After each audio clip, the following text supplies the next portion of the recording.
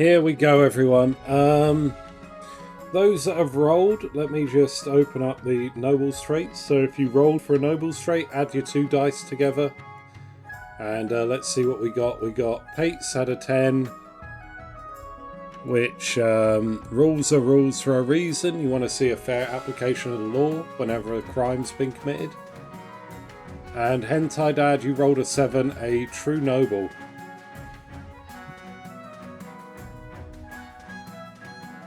So, a true noble, you're committed to your region's scheme no matter what.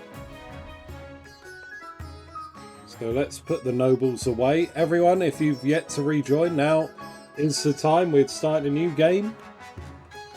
Come in, one and all. Holy Crusader with barely no military and faith. Yes, it's going to be a rough one. But we got a laser gun. Gordius gave us a laser gun, so we're pretty good, right? So, allow me all very briefly to introduce you all to King Leopold. King Leopold is gallant, a knightly individual. His word is worth his weight in gold, and he will never break a promise or resort to underhanded actions. And he's also always going to follow the instruction of the Archbishop or High Inquisitor and generally side with the Church if he can. We are going to go for a military ambition, but should that military ambition fail, we will instead divert to a faith one. Could be kind of rough here for Leopold. Not the greatest. Second game of the day. Welcome on in, everyone. Let's see who's joining us at the start of this reign. Joining us from the Barons, we have Baroness Morgrim III, Baron Hentai Dad, and Baron Emo Gay King. Welcome on in to the Barons. We also have our chiefs. We have Chief Advisor III, Chief Teenybert, and Chief Sonic. Welcome on in to the chiefs. And finally, we have 2 patricians hanging around. We have Noble Patrician Shadow Moon and Noble Patrician Pates. Welcome on in, everyone. This is fantastic. We shall start, as always, with the path to victory. Kraken has eaten some pats. Yeah, it looked like it. Oh, Mass Connect, welcome back as well. There you go. Returning Patrician, Mass Connect. Even spread, 3 in each faction. This should be good. Your Majesty, the history books do not look kindly upon usurpers, unless, of course, they prove themselves worthy of the throne they have stolen. When you die, how do you hope the kingdom will remember you?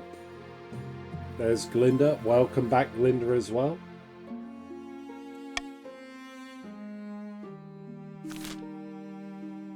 Like many before me, Spymaster, I will be remembered as a great conqueror. I shall rebuild our armies and sunder our enemies. Our warrior king is sure to be remembered fondly, if he wins more battles than he loses. I suggest over the next few years you focus on improving the kingdom's overall military as much as possible.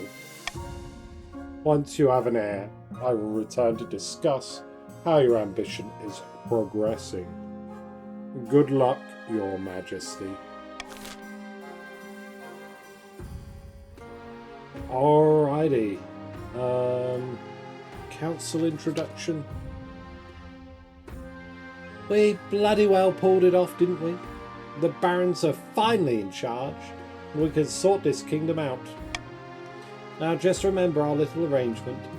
We put you on that damn throne, so you'll do as we tell you. Got it?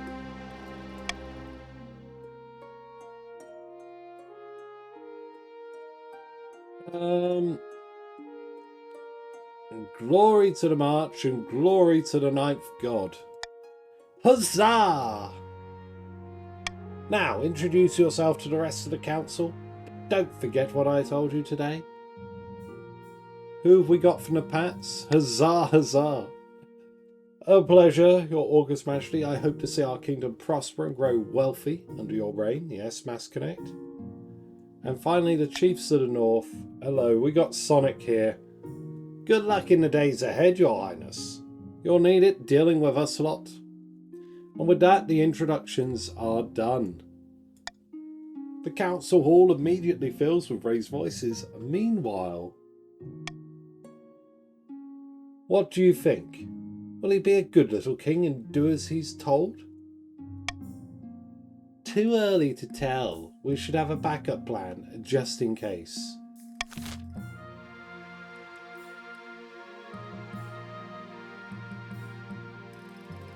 I'm blind. Sonic is blind and only has one arm. Uh-oh. We might need to patch you up. It's been a while. Was that the avalanche 20 years ago? Your Majesty, you may have won the throne from King Aulus, but you must still answer to the council. As is tradition, they will decide what happens at your coronation. Alright. Let's get it over with. Ronton Shep, welcome. Where have you been put? You've been placed in with the patricians. Welcome on in, Sean. Sploosh, shall we call the nobles in? Listen.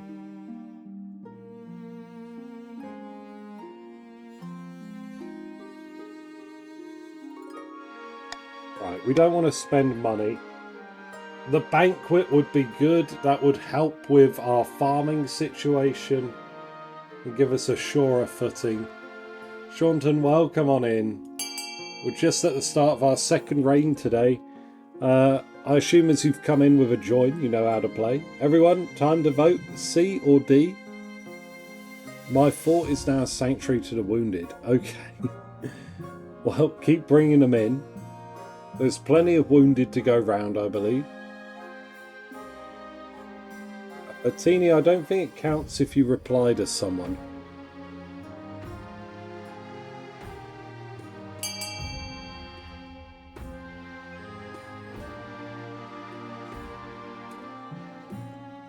$900 is barely a sum.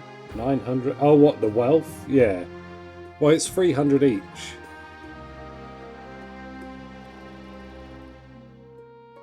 There we go. Right, we got one outstanding vote. Who is it? Shadow Moon. Shadow Moon, you can have the deciding vote. I'm going to do a countdown in chat. 3, 2, 1, and then we'll move on.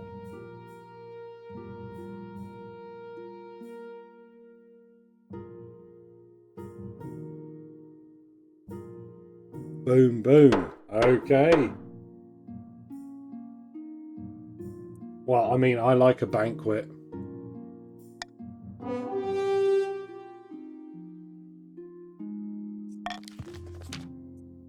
The nobles spare no expense, and your banquet table groans under the weight of it all. Whole roasted peacock, a boar's head stuffed onto a spit. An entire whale turning on a spit. A boar's head stuffed with swan's tongues. Okay. It costs you all 300 gold apiece. But all our farming went up by 1 point. That's a good investment in my book. Is a meal fit for a king? Which is now, you suppose, what you are.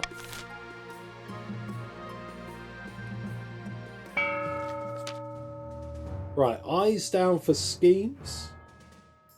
Lennox of the Hentai Dad bloodline, legendary marcher orator, stands before a blazing hearth shouting and swearing. Uh-oh. What a coup! Leopold now sits on the throne, and the barons are in charge.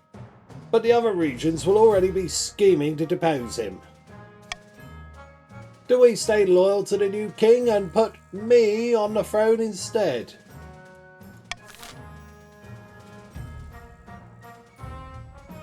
Right. Barons, A for loyalist, B for intimidation, or C for gunpowder. Alright, and Sean, as I think you are a new face, we do like to roleplay a bit here.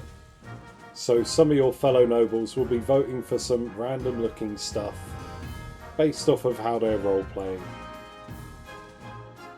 So please don't take it to heart. I, of course, am doing my own roleplay. But yeah, it looks like loyalists for the barons. Very good, very nice. That settles it then. Glory to the king and glory to the march. But we can always change our minds. If Leopold ever gets out of line, we can take up arms and get rid of him. The old-fashioned way.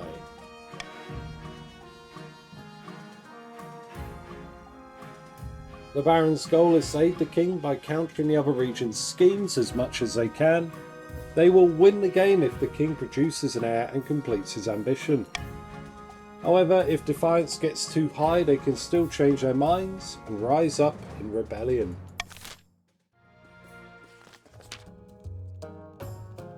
Orm of the Glinda, the Good Clan, infamous northern rascal, stands precariously on a longhouse crossbeam, spitting as they speak.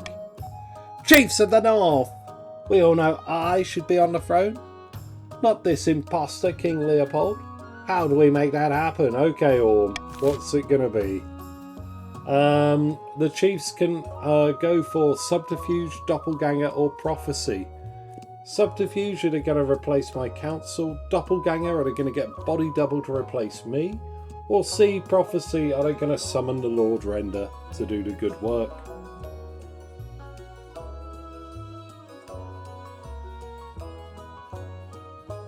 No biz. I don't think sorcery can pop because it's how the Barons won just now.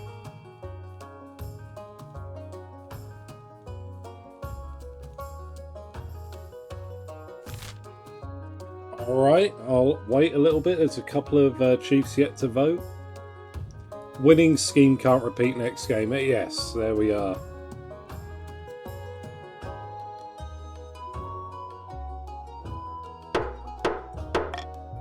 Okay, we've got a bid for subterfuge. The chiefs plan to replace the king's closest advisors with their own agents. First, they must prove the current advisors are doing a bad job. To advance their scheme, the chiefs must lower stability to 4 or less in 3 seasons. Okay. Currently at 5. Cassia, oh my god. I love the sort of rocket hat. Cassia of the Shaunton Shep family. Infamous coastal elder scribbles with a well-used quill on a hardwood desk, explaining in measured prose. Oh wait, did you try and vote advisor?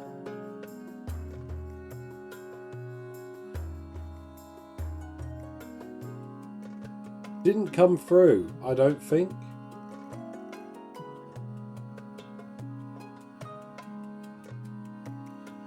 Huh.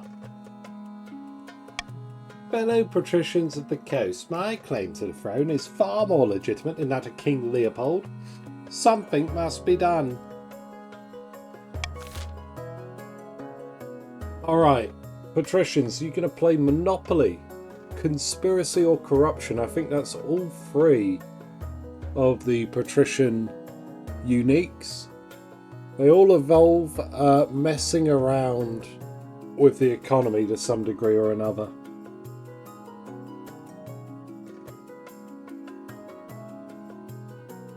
Quentaris, welcome back. They are back in the pats. Feel free to vote. Let's see. Oh, we're going for corruption.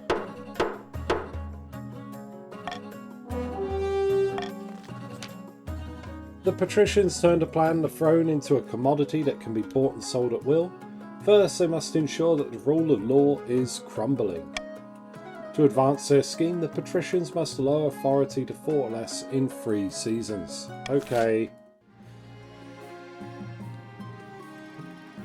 My ambitious vassal Lennox of the march, and the barons are staying loyal to me. They're going to want to help me rebuild the military. Orm, a false pretender at the north, looking to lower the kingdom's stability to 4 or less in 3 seasons. It's currently at 5, so they need to drop stability by 1 point over that time. Cassia, false pretender again, but in the coast this time. The patricians are pursuing corruption. They want to lower the kingdom's authority to 4 or less in 3 seasons, much like the chiefs. Currently at 5, they need to drop it by 1. A lot of false pretenders. Oh.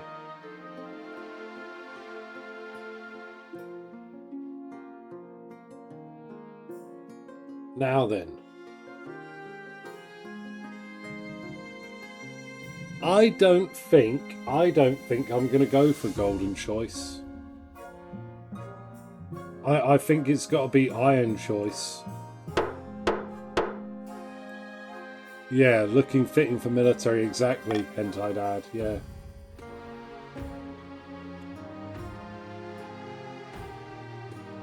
Is this it? Is this it? Morgrim! Is it happening? Hold up. Hold up.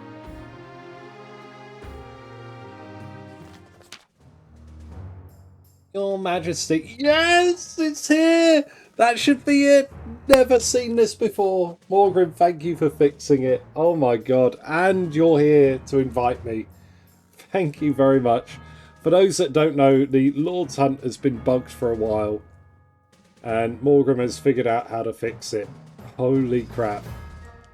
Your Majesty, it's our honour to invite you to the Lord's Hunt next year. The hunt will be taking place in late spring, so keep your schedule clear. Of course, as a marcher yourself, you've taken part in the Lord's Hunt many times before. No, I haven't. No, I haven't.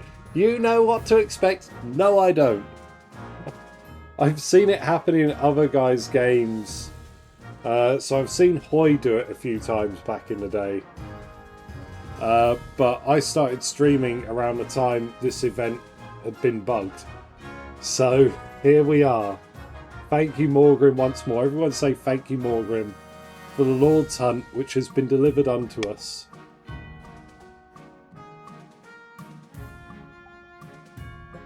I look forward to it. Of course, why wouldn't you?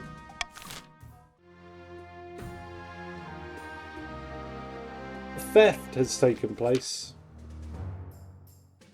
My liege, this is an outrage and I demand justice. Last week, Lord Patrician Gwendara shook my hand as a supposed show of reconciliation and stole my family's lucky ring in the process. Death's below nonsense. Rummage through your drawers. I'm sure you'll find the thing. My liege, a feud has stood between our families for centuries. Gwendara's ancestor left my ancestor penniless after a cutthroat dice game.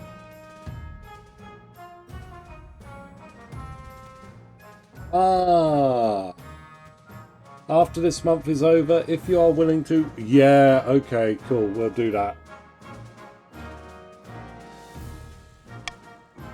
Please, being a bad gambler is hardly a grievance. Enough! I know Gwendara stole my priceless ring. It brings some arch great luck and bounty, and my dear nephew is to wear it when he marries. Okay. Yeah, I'll send it to Techno.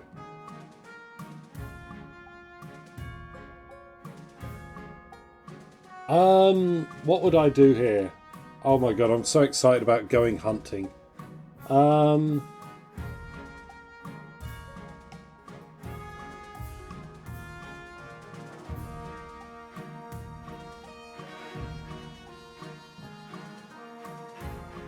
You know what? I'm gonna say no to leaving the squabbling nobles. We either investigate or we just arrest Gwentaris. Do you have both hunt? I have neither of them. I have no hunting achievements whatsoever.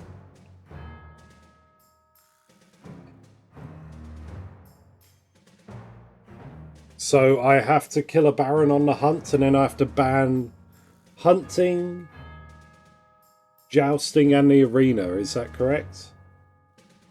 So either ban all three, or I just kill a baron. We're going to aim to kill a baron. Staplet, welcome. Welcome on in. Where have you been placed? Staplet on. Welcome to the barons. Do I want a hint of how? Yeah. Go for it. I guess it's going for like a rare hunt thing and accidentally shooting them.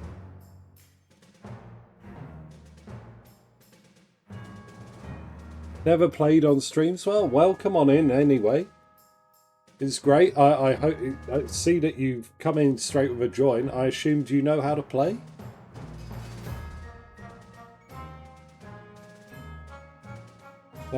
Let me just do... Oh, wait, no. It'd help if I typed it right. There you go. Let me just pin it to the top of chat so you can find it whenever you need. But that's all the commands for the game.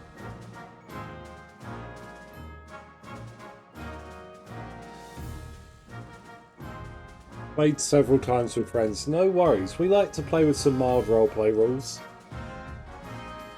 I am myself in role-playing. This here is the roleplay rules I have cooked up for good King Leopold here. I'm gallant and a zealot, so I'm pro-faith and I'm pro-knightly virtues. All that good stuff. Please don't sweat it if you see other nobles voting for stuff that doesn't work with whatever their scheme is. They're probably just doing their own roleplay thing. But yeah, welcome on in and thank you for joining.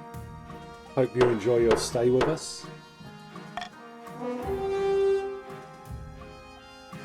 You need to hunt ducks with either crossbow or spear. Okay. We'll try that then. Send the Chancellor to the coast to investigate. Hentai Dad thanks you profusely, but the patricians are furious that the accusations are being taken seriously. Oh no. You ordered the Chancellor to search Gwentara's home for this special ring. Goodness me! I do enjoy tales about such mysteries. I shall do my best.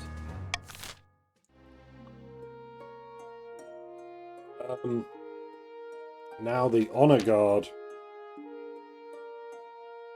As is tradition, each region offers a selection of elite guards.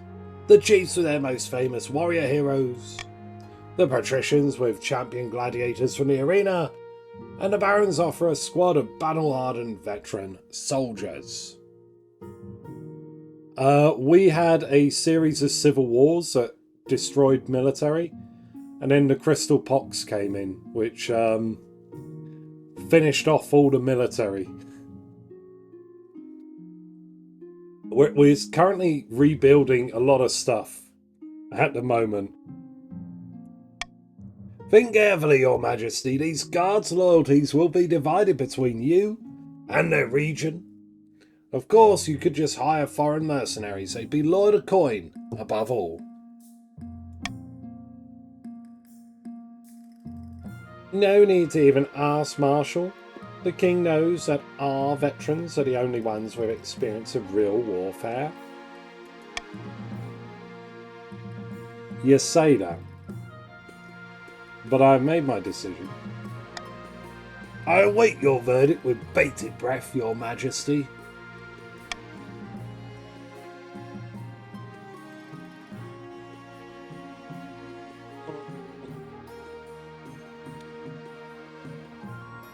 To be fair, yeah, I think it will be the veterans. Although I am tempted because the patricians have the highest faith, maybe the gladiators, but then they don't really fit.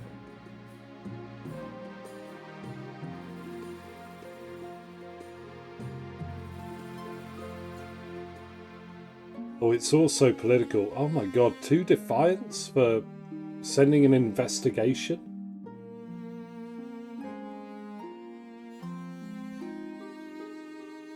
Yeah, let's do it. Let's do the coastal gladiators again. We want to calm down tensions. Gadzooks, your majesty! How could you choose them? I will make the arrangements at once. The gladiators arrive a few weeks later. The men are bare-chested and the women underdressed. Eager to show off their bodies as much as their weaponry, they gather behind your throne and begin oiling themselves up.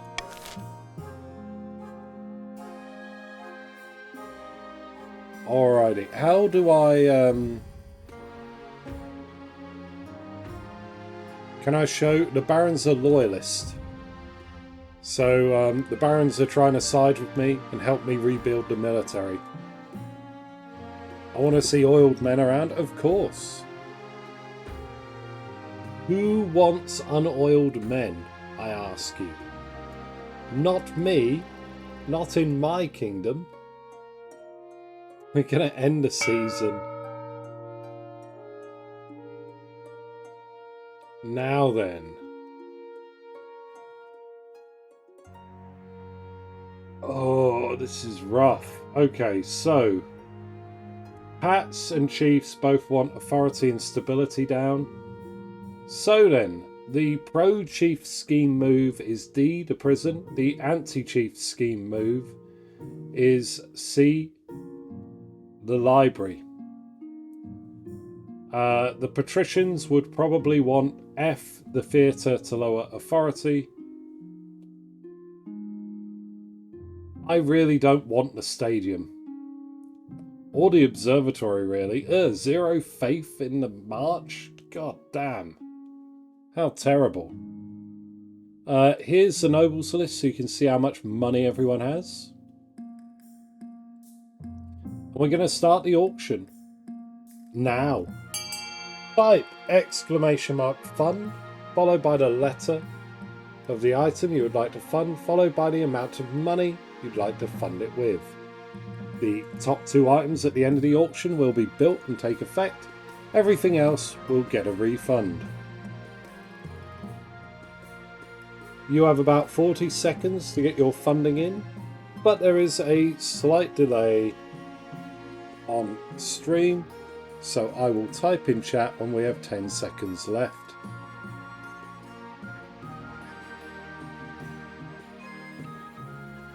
What have we got in a minute? F and C, theatre and library. Oh, okay.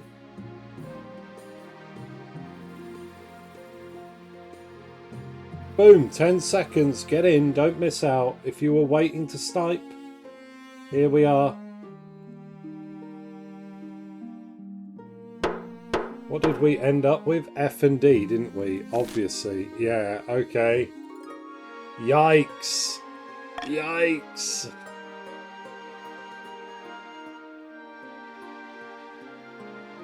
Oh, shit, here we go again.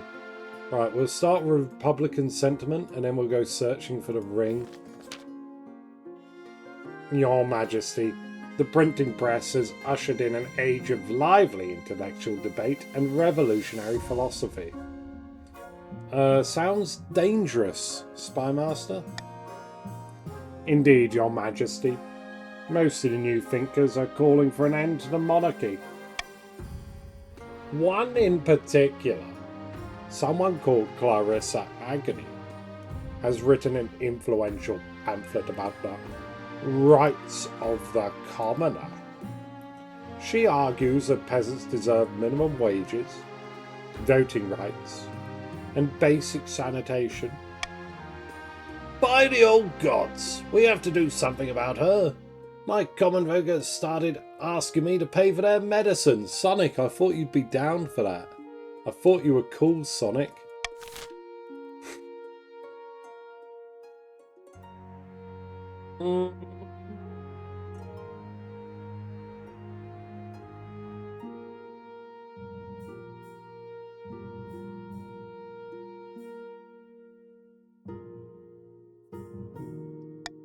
You know what? I'm happy for a public debate. I think B is the way forward. And I'm going to want some authority for it. I want some backing. Oh no. Please consider voting B. Don't you want to see me get up and have a debate with this rabble-rouser?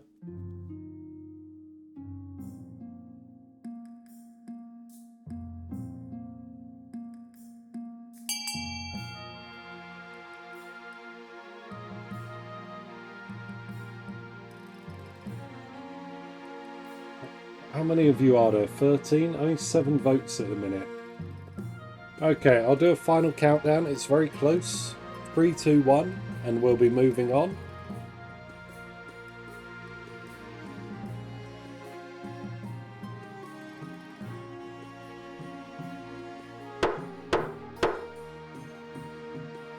Well, of course, it's a tie. I'm going to go for the public debate, of course. Clearly. Weeks later, you're standing on a stage opposite Clarissa Agnew in front of thousands of commoners. Let the debates begin. I shall be an impartial moderator. I put it to you, Your Majesty, that the finest doctor could examine your blood and the blood of the lowest commoner and find no difference at all. Oh, bloody hell. At the end of the day, we're all human and all equal.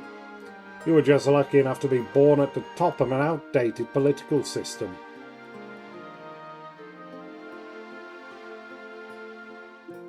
The ninth god chose me to rule. Clearly this isn't Bloodscale, no.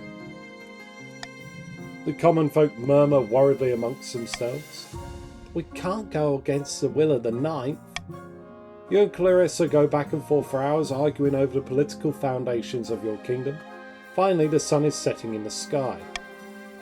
And that concludes the debate. I think you did marvellously, Your Majesty. Thank you very much. Commoners' reaction 40%.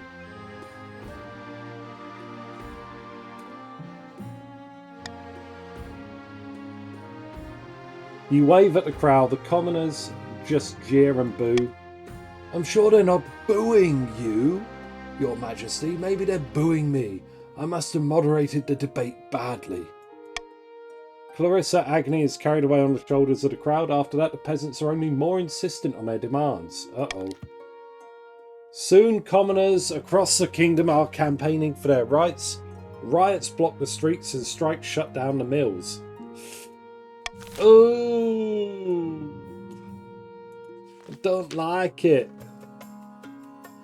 Your Majesty, I found Baron Hentai Dad's ring, but the situation is delicate. Hooker Lord, welcome on in.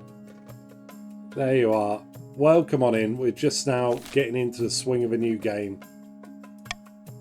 Lord Patrician Gwentaris' nephew has it because Hentai Dad's nephew used it to propose to him. My guardian Gwentaris doesn't understand true love. My dear Rupert and I are meant to be together, feud or no. Oh, Dimitri. All we want is a quiet life. A little garden, a flock of geese, 20 acres of land or so. No. So you joined earlier at the end of the last reign. You literally joined as we were doing the last scene. And so I've had to start a new reign. No one knows about this romance yet, but tensions are high. Both regions are using the feud to fuel a full-on rivalry between the barons and the patricians. Perhaps I'm soft-hearted, but I can't help but feel for this young couple. Is there a way we could resolve this peacefully?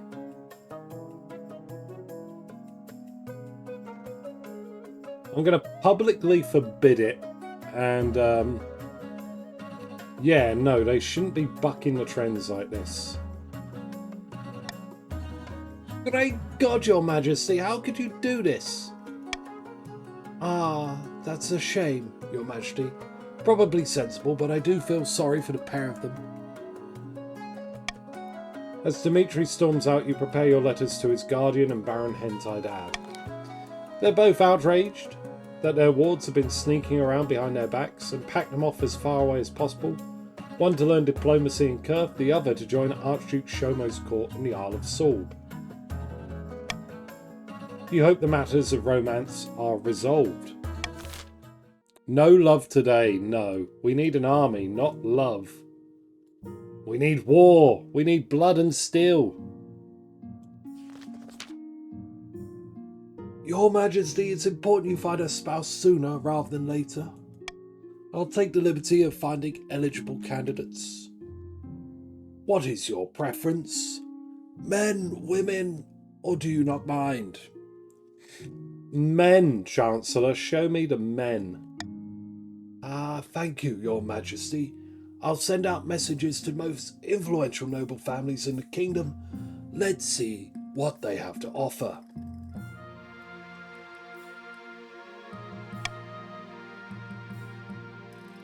It's an easy enough decision. You'll marry into the barons as we agreed before you took the throne. Right? Right?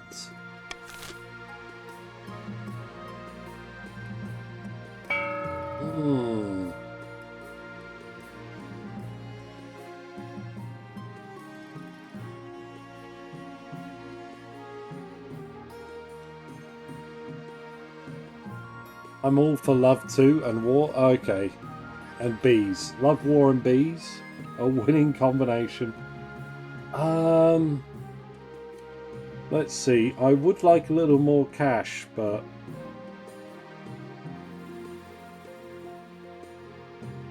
No. I think common tax all and just hope that we don't have to spend anything.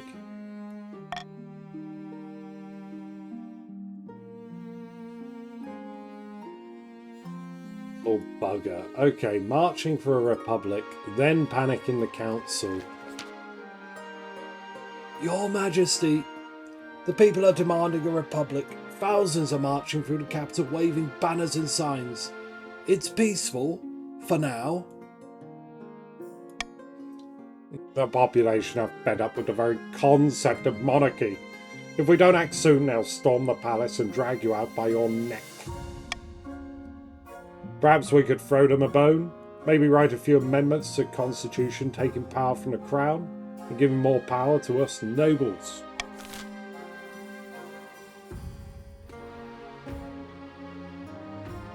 What is this?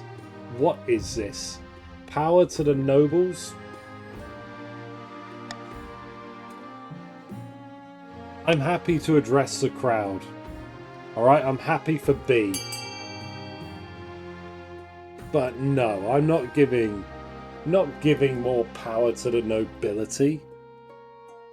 No one would be happy with that. Nobody would like that.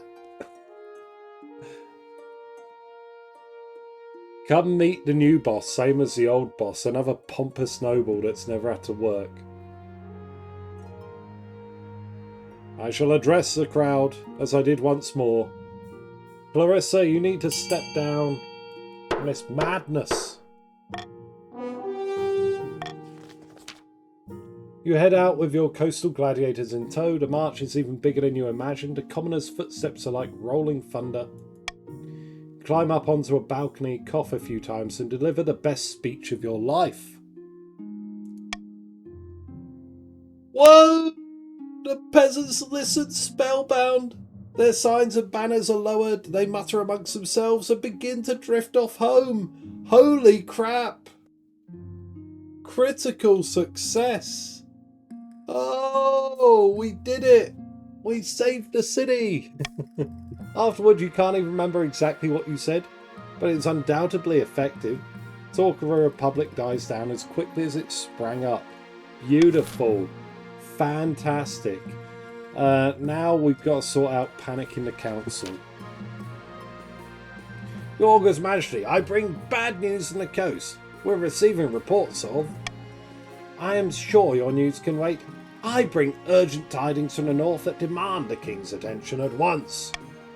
Wait your turn, you ignorant dolt. Now. Why don't you settle your quarrel outside? Meanwhile, I have news from the march that really is urgent. God, you're all giving me a headache. The industries of the coast are in grave danger. The workers are striking. They demand fewer hours and higher pay. Is that all? By the old gods, the north is increasingly lawless, your highness.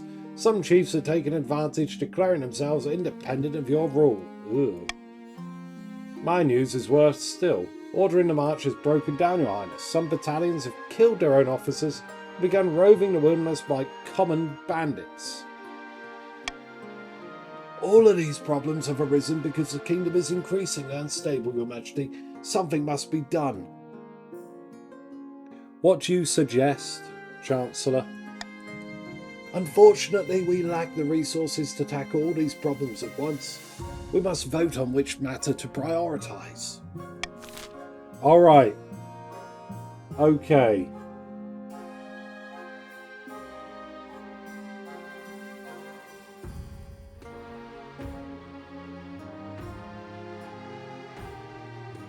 It's going to be strikes along the coast that I want. Can we break up the strikes on the coast? Please give me A. I need it. I can't afford my military to be exhausted.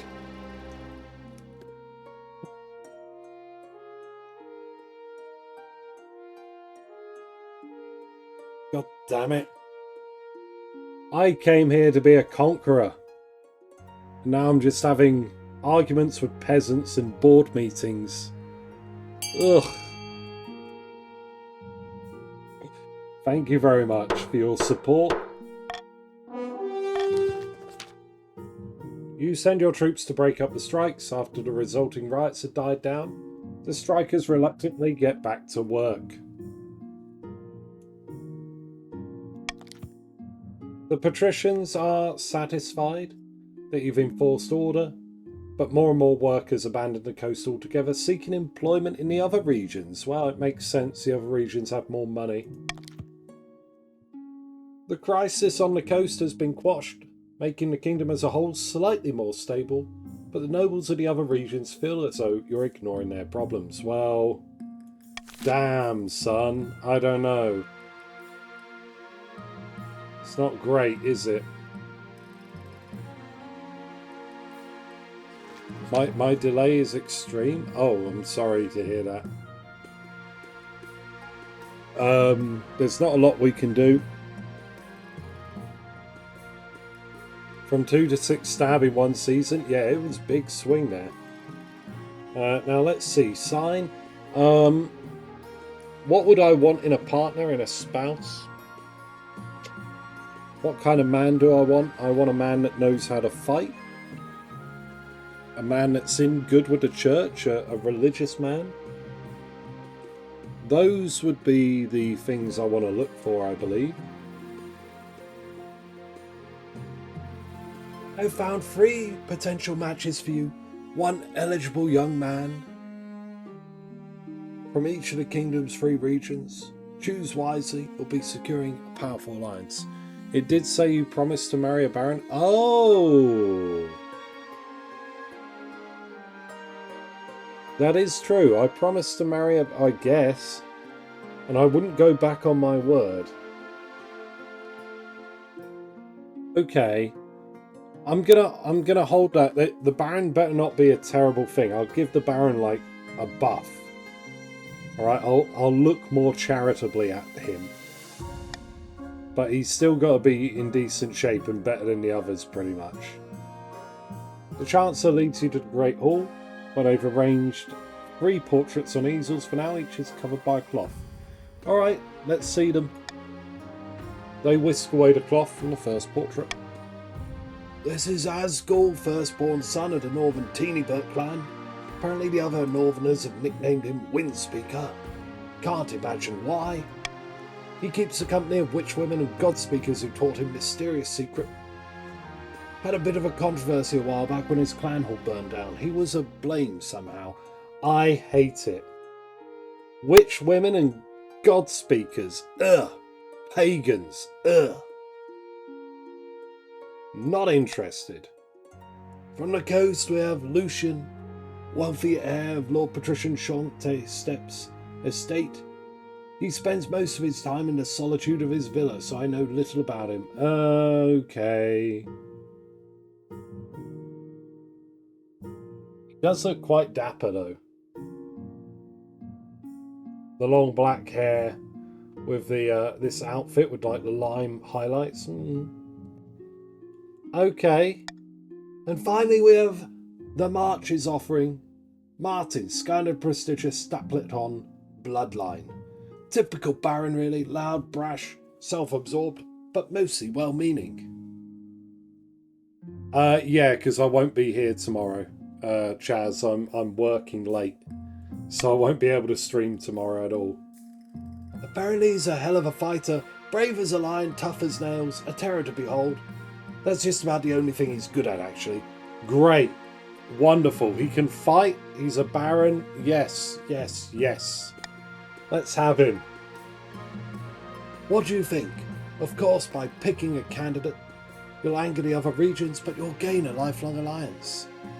Chaz, welcome on in. Where are you? There you go. Back to the patricians.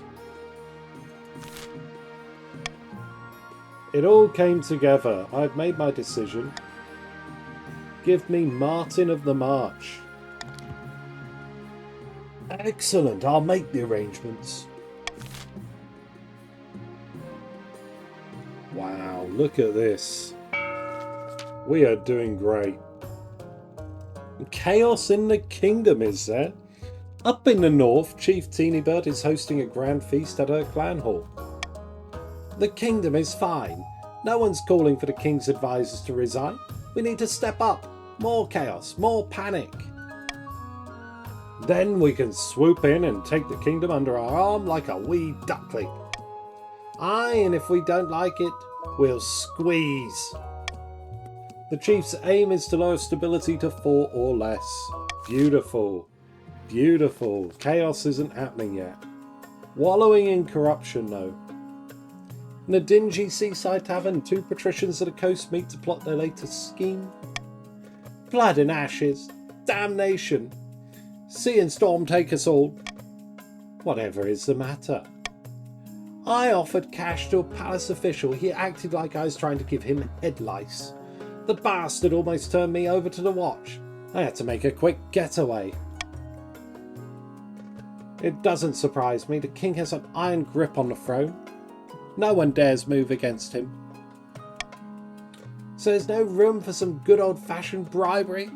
What is the world coming to? The patrician's aim is to lower authority to 4 or less.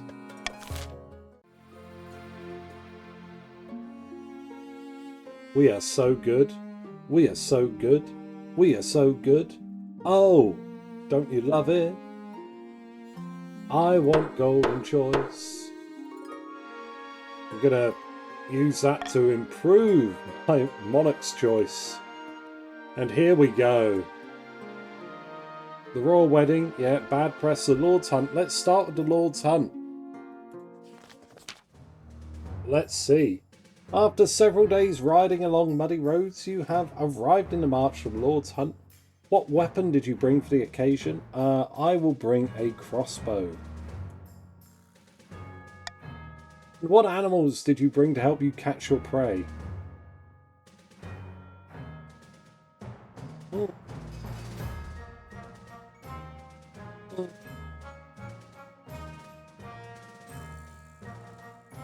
Pack of hounds is good. Falcon, cat. A royal falcon.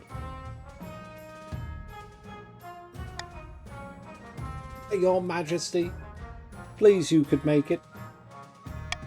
I see you brought a crossbow. Don't like getting up close and personal then, eh?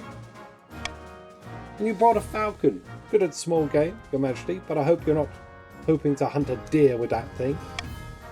These woods are teeming with game, Your Majesty. As the king, it's up to you what we hunt. Hunt the ducks. Duck. I'd hoped we'd be hunting slightly larger game this morning, Your Majesty, but I must respect your decision. Morgan Moon III lifts a horn to her lips and blows, producing a sound that scares the birds from the surrounding trees.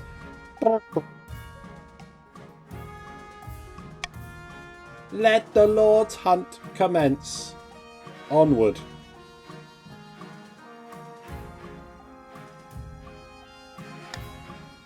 You spur your horse on through the undergrowth. Your finger resting on the trigger of your crossbow, your falcon soars overhead. The crossbow and the falcon were both good choices for duck hunting, Your Majesty. You ride on, and then, there, a feathery cloud of ducks burst from the overgrowth ahead. Fire! Bonk! Your crossbow bolt flies through, bringing down a duck to the ground. Meanwhile, your falcon swoops down from above and snatches up another duck in its talons. 2 for the price of 1. Good show, Your Majesty. The rest of the Lord's hunt is similarly successful. Every night you and the barons feast on roast duck breasts and red wine. Each morning you ride forth to do it all again. Several days later you begin the long ride back to the capital, having successfully won the barons' respect. Fantastic. Duck Hunt was a cool game. Great game. Fantastic.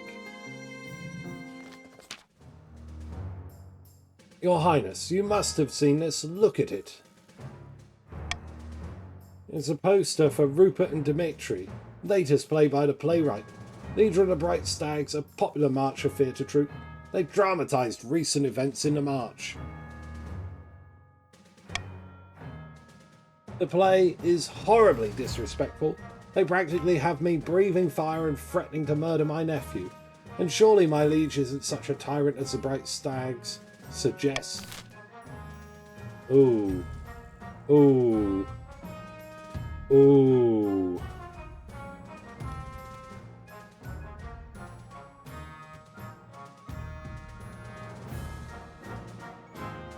Just write your own play, eh?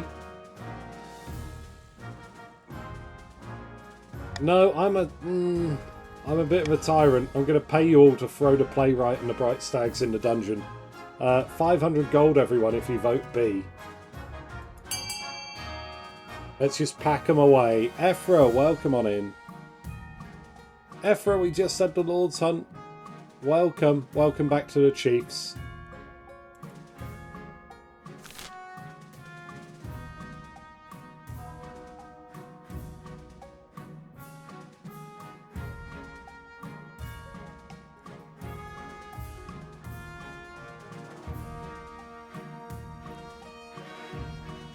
Alright, 6 of you have yet to vote.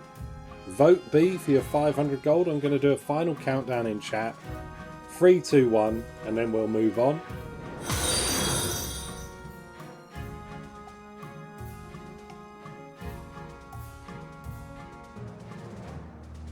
Boom, boom. Ephra has tapped the sign. There you go, Ephra. Allow me to introduce to you King Leopold, gallant zealot, going for a military ambition, which is not looking great, to be followed up by a religious ambition, which also doesn't look great. But we're trying to stay true to our word, and we're trying to help the church. Tragedy begets tragedy. You won't get away with this. Hush you, or we'll break your lute. The tale of the Bright Stag spreads across the march. Underground theatres spring up putting on plays criticising the king. Even the barons can't stamp them all out. But at least Rupert and Dimitri isn't being shown in public anymore. The king's costume in the play was simply scandalous.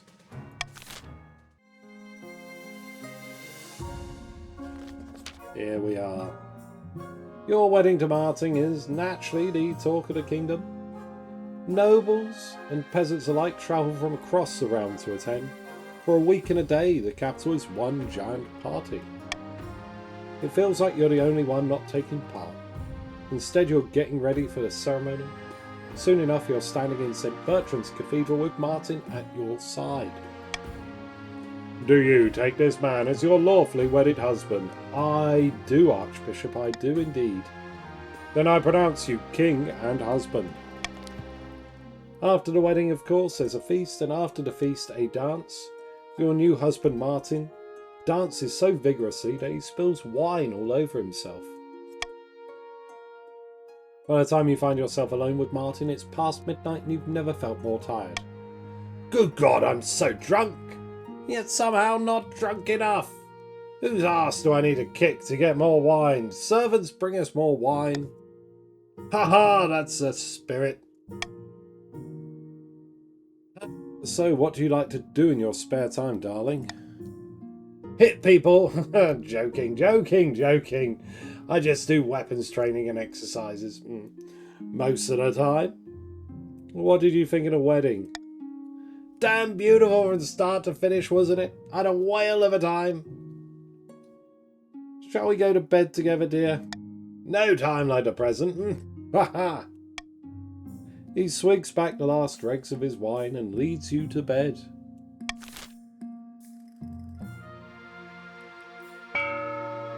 Great stuff. Great stuff. Both the Pats and the Chiefs are stalled out. Barons, we need to work on this military a fair bit. 7 military across the thing? Ooh, we need to like double that if I'm going to get a military ambition off the ground.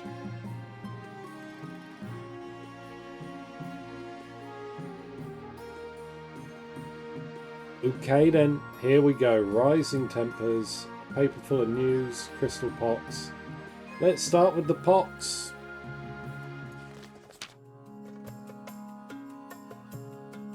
Your Serene Highness, I bring unfortunate tidings. An outbreak of the crystal pox is ravaging the coast. How many dead? Whole villages have succumbed. The disease is terribly virulent. Your Majesty, if I may make a suggestion. Victims of the crystal pox are only infectious at the boil stage. Once they are fully covered in crystals, they no longer spread the disease. Indeed, the pox crystals can be harvested and used in jewellery. If we allow the pox to spread, we could make money in the coast. By the ninth woman, that is heartless, even for you. The only way to fight the pox is to close the roads and shut down all trade until the wave subsides. Is that what you want? The coast to lose money? Yeah. Yeah, we do. I'm going to pay you money. Quarantine the coast to prevent further spread. That's what we got to do. Vote C for 500 gold. And we'll stop this disease dead in its tracks.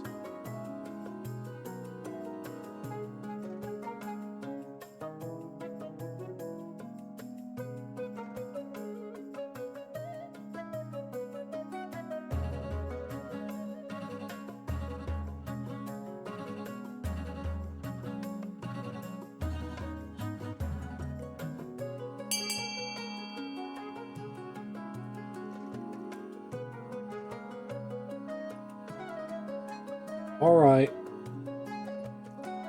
Any outstanding votes? Vote C for your money. I'm going to do a final countdown in chat. 3, 2, 1. And then we'll be Quarantine Central.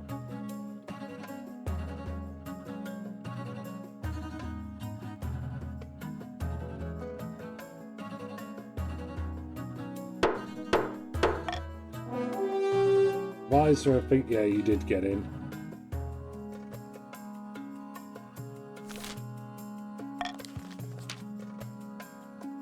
Oh, Glinda Ephra, no, sorry, you missed it.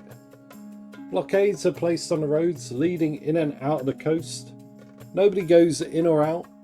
For a month, the crystal pox ravages the countryside. Is there a big delay on Twitch at the minute?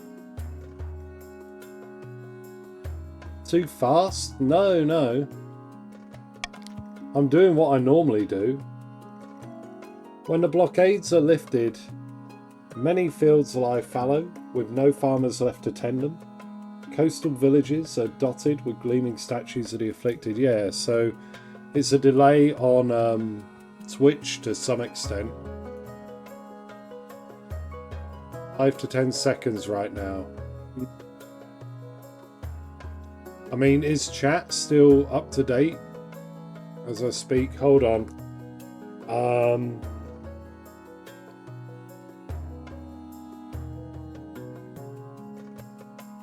gonna type now in chat. Now? When does that show up compared to me saying now?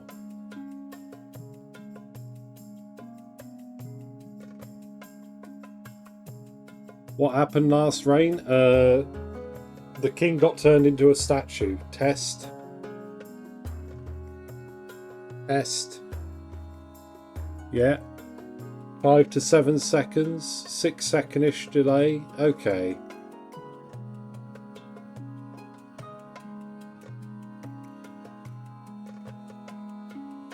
Alright, I'll try and wait a little longer. It seems like Twitch is having issues. I don't think the delay is normally that big. Thanks to the council's quick thinking, the disease doesn't spread beyond the coast borders. Once the roads reopen, the patricians harvest gemstones from the quarantined dead and sell them at a tidy profit. Money. Look at this, Your Majesty. The Chancellor holds up a wad of paper. On the front is printed the Daily Squawk, along with a dense block of text. They're calling it a paper of news because everything that's written in it is new. It's like a little town crier made of parchment. What an intriguing idea. Indeed, if you look at it, it even has little picture stories in the back pages. How droll. The paper of news quickly takes the kingdom by storm. It seems everyone is reading it. Soon enough, there are even competitor papers, and you're being asked to give an interview. Don't do it, Your Majesty. This is beneath the dignity of your office.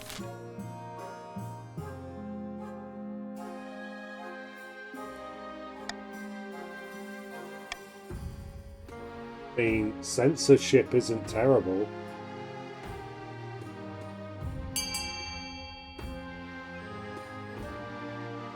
Parents went for a quick... they literally walked it the whole way. And then with 10 trade, the final scheme was a fate worse than death needed higher trade. So they just passed automatically. Oh.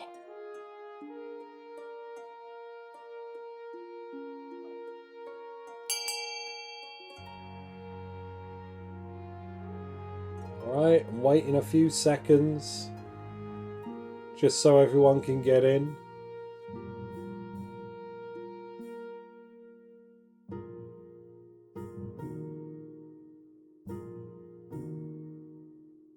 Boom, boom. There we go.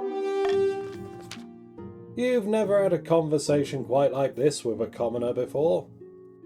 This journalist keeps actually asking difficult questions.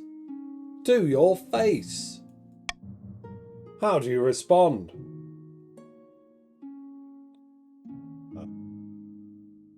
Let me address your question in detail. You talk at length about your justifications for your actions while the journalist takes copious notes. Once the interview is over, all you can do is wait for the article to come out the next day. My servant soon arrives with a fresh copy. To your horror, the interview makes you look terrible. The journalist hasn't even lied about anything, but somehow your words have come out all wrong. You look like an idiot. Even the nobles take the article at face value, and the newspaper goes on to be the fastest selling newspaper in history, which is easy enough since it's only been around for a few months. From this point on, you'll be worried about journalists covering your every move. Oh dear. Leopold, I had something to discuss with you. I've been touring the grounds and speaking with your officers. A lot of wasted potential, if you ask me. Make me a general in the Royal Army and I'll whip them into shape. It could turn the tide of war one day. It sounds like a fantastic idea, sir.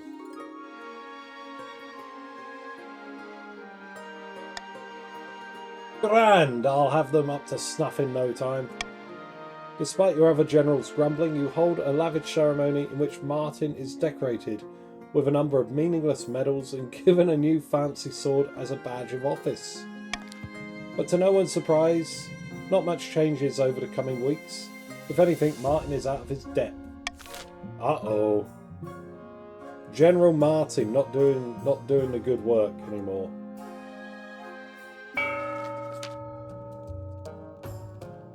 The kingdom's on the brink of collapse. The council is calling for the king's advisors to resign. If we want them gone though, we need to increase the pressure. Once the king is in a weak enough position, he's got no choice but to bow to our demands. No more interfering spymaster, no more marshal or chancellor or treasurer. A whole new inner circle, all made up of chiefs.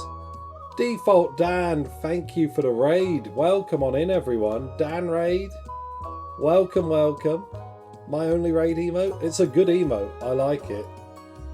Hold on, this is mine that I made. This is what I've got. The little boat.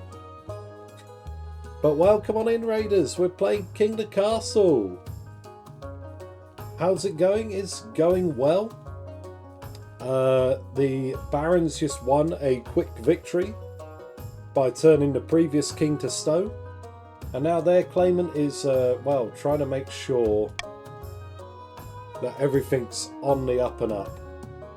But welcome on in. Thank you for raiding. How was your stream? What were you streaming, Dan?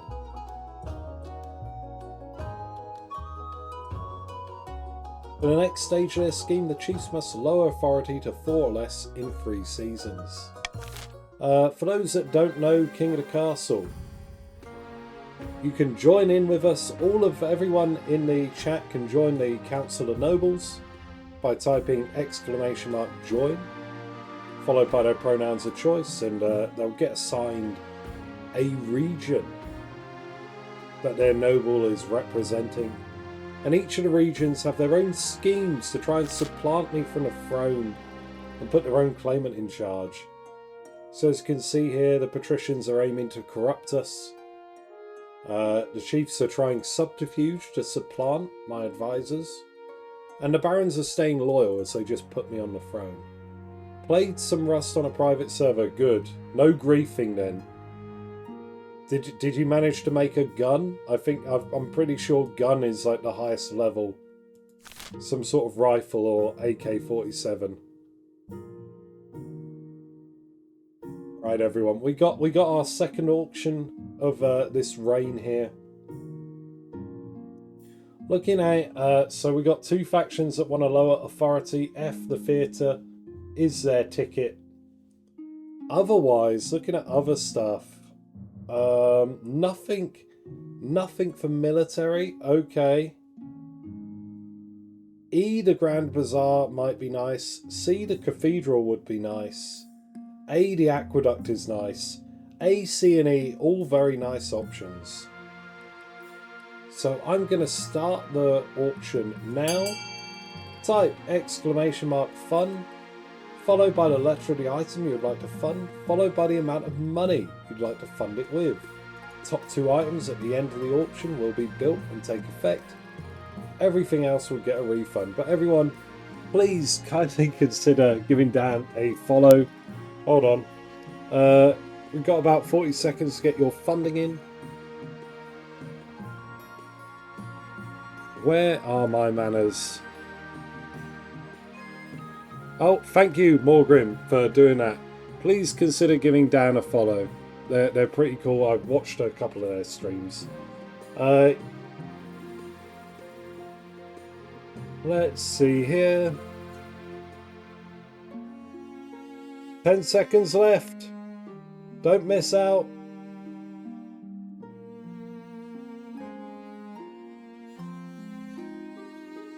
Boom, boom. Very good, very nice. What did we end up with? I don't even know. We dropped authority, we gained farming. Cool, fantastic. But yeah, thank you, Dan, for the raid. I understand if you want to raid and run. Have a good rest of your day if you do. And those of you that want to stick around, I appreciate having you about. for some good old King of the Castle. Feel free to join the game if you so choose.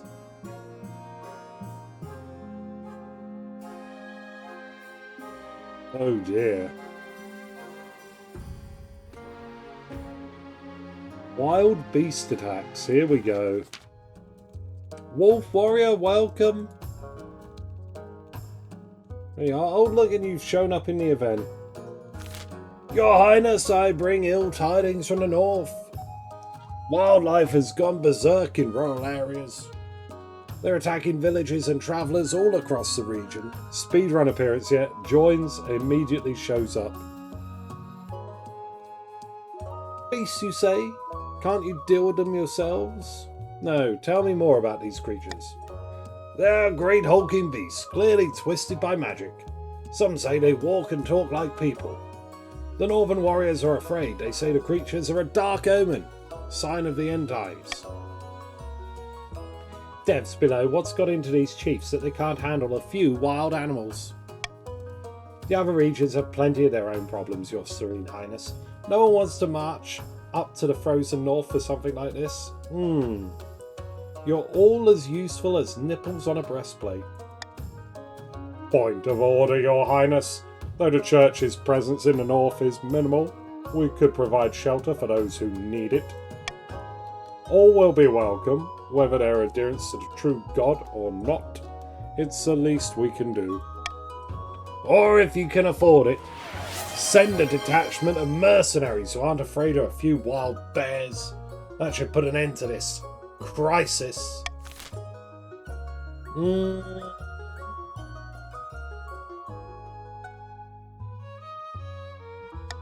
We're going to do something.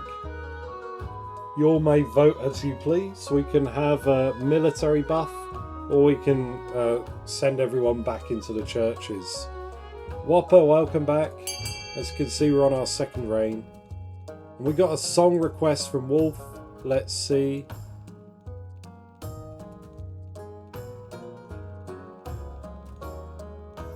Okay, I know this one. Be ready for a song. Shot through the heart, and you're too late. Darling, wait. No, I don't know this one. Do I know this one? I don't know it. Okay. Let's start again. Shot through the heart, and you're to blame. Darling, you give love a bad name. An angel's smile is what you sell. You promised me heaven and put me through hell. Chains of love got a hold on me. When passion's a prison, you can't break free. Whoa, you're a loaded gun. Yeah. Oh, there's nowhere to run. No one can save me, the damage is done. Shot through the heart, and you're to blame. You give love a bad name. Yeah, I just sang it wrong initially. Oh my god, I hope that was worth it, Wolf. What have we got?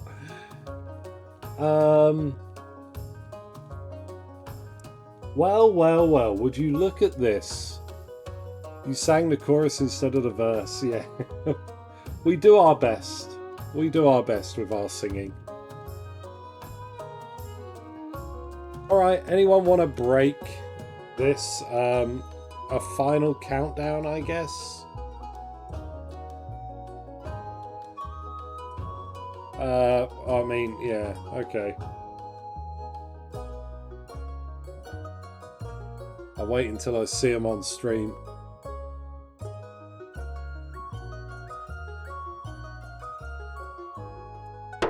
Boom.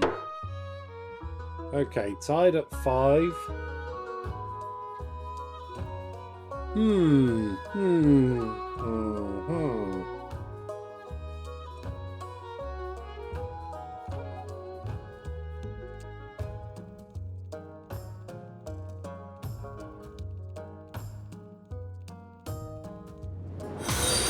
Farming is bad. What to do? Tap the sign. Yeah, well, I'm pro either of these.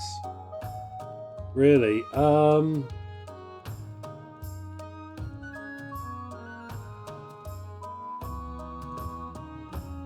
You know what? Let's do it. Let's bolster the northern forces. North has the highest defiance. Yeah, but we want the military. You find a suitable company of mercenaries and send an officer from your own city watch to oversee the expedition. There we go.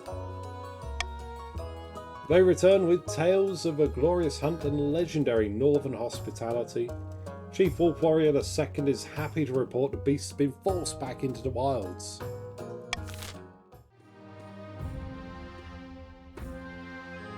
What's the bright idea? Since the wedding, you've witnessed your king consort fail miserably at a series of hobbies. Oh dear. Swimming ended with a near drowning. Knitted ending with you being gifted a 12-sleeve shirt. Beekeeping ended up with half the palace in hospital.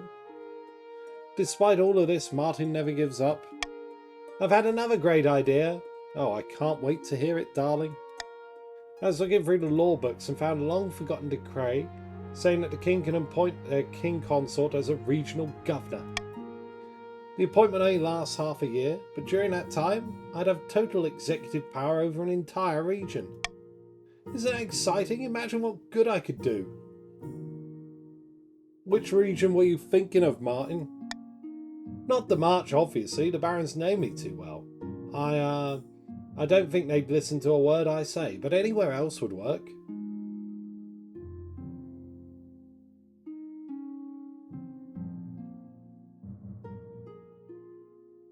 There will need to be a vote, of course. Of course, the council can vote on which region I'll be governing.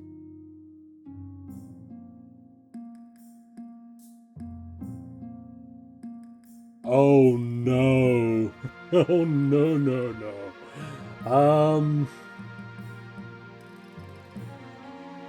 Right.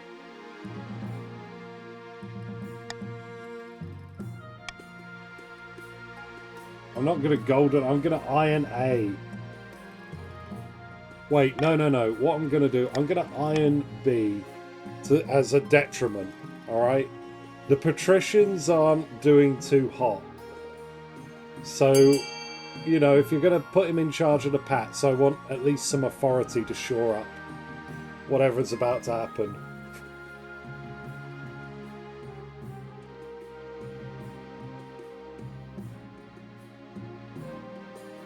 This man knitted me a 12-sleeve shirt.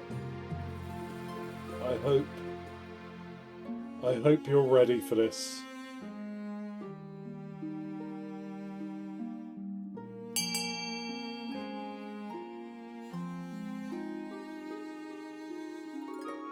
Holy shit. Save it when you have a kids as a get-along shirt. Oh no. Right, well, we're going to the north. That's good. Just wait until you see the improvements I'll make to the north. They need someone to whip them into shape. I'll focus on the military. After all, I'm pretty good at fighting. Training and equipping an entire army requires pretty similar skill set, right? By the old gods, you can't be serious. Red Deucer, where are you? There you are. Welcome to the Barons, sir. How you doing? Martin could be lost in the northern woods. Your marriage to Martin has leaped from strength to strength over the past few months. Truly, you found your soulmate, and every day you count your blessings. It's high time you thought about an heir. Oh, fantastic. Yes, another heir. Congratulations are in order. The royal wedding was a magnificent affair. But something's still missing. You need an heir. You need someone young whose loyalty is assured. A child of your own would do the trick, even if they're a bastard or the youngest of your many cousins.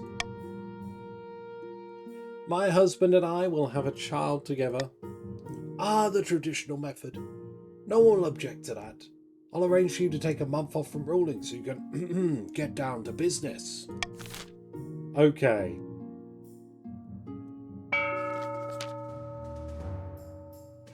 Deep in the back rooms of the royal palace, the Marcher barons are poring over secret letters and scribbled diagrams. On the wall is a corkboard filled with pins and crisscrossed by coloured string. The king has married Martin. Raised a knight. Now he just needs to get on with the baby making.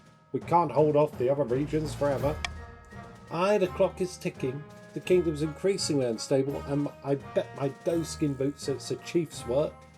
I've no idea what their long-term plan is, but it can't be good.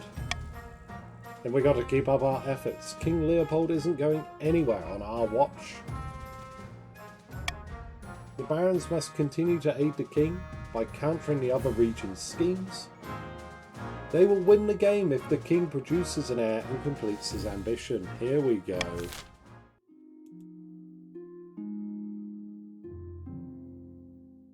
Right, well, I do need cash.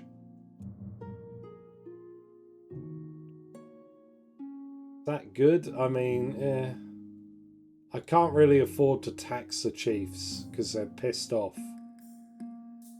Consider this you didn't get Martin tax.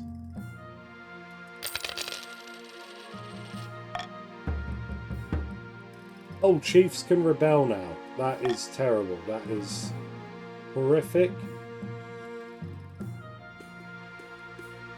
Please don't rebel.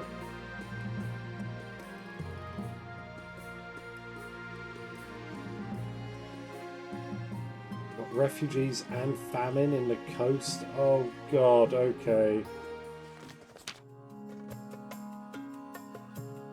The coast is experiencing a terrible famine, Your Highness. A steady trickle of refugees has been pouring into the march.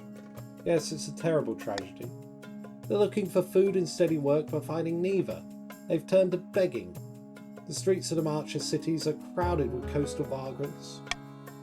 Well, I'm sorry that my suffering people are clogging up the precious Marcher streets. They need help, not judgment, but will the council give it?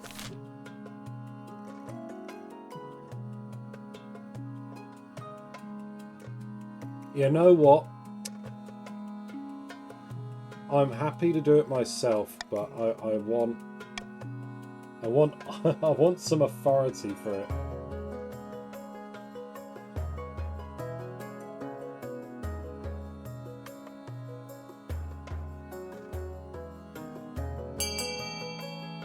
Please give me the D. That would help stabilize things, hopefully.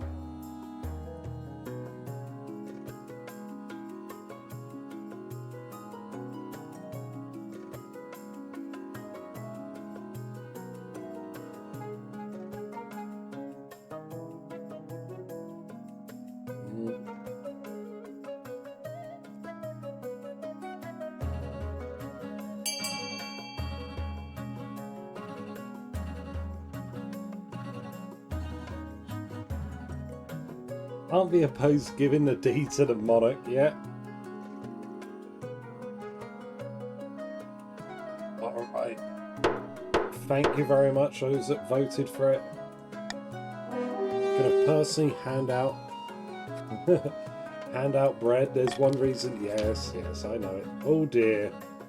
You travel to Kellenberg, the biggest city in the March, and spend the afternoon handing out loaves to coastal refugees. Unfortunately, the starving peasants crowd around you with hands outstretched. You're very vulnerable. They begin tearing at your robes, wailing and pleading. Bread! Give us more bread! Where are you hiding it? Get behind me, August Majesty. I'll protect you from this rabble. Unfortunately, your honour guard prove a little too eager to protect you from the rabble. They wade into the peasants, swinging their weapons cheerfully, and the resulting slaughter will give you nightmares for life. Uh-oh. The Kellenberg massacre, as it becomes known, attracts condemnation from both barons and patricians alike. The resulting uproar, you're forced to sack your honour guard with immediate effect. Fantastic. Now the famine. Hello, Your Majesty. I've travelled all the way from the coast to beg you to do something about the price of grain. Can't afford to feed my family. A day of back-breaking work isn't enough to buy a day's worth of bread. She's right. The grain price in the coast is beyond all control. Greedy merchants rake in profit while the common folk starve.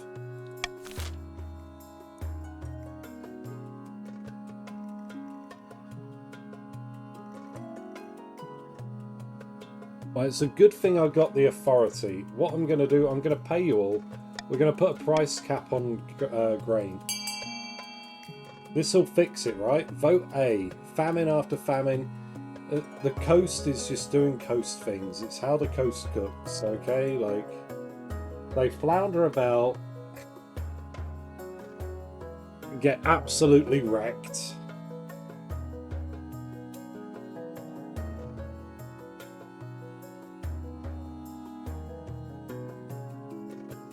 There we go. 10 votes. I think that's going to be most of you.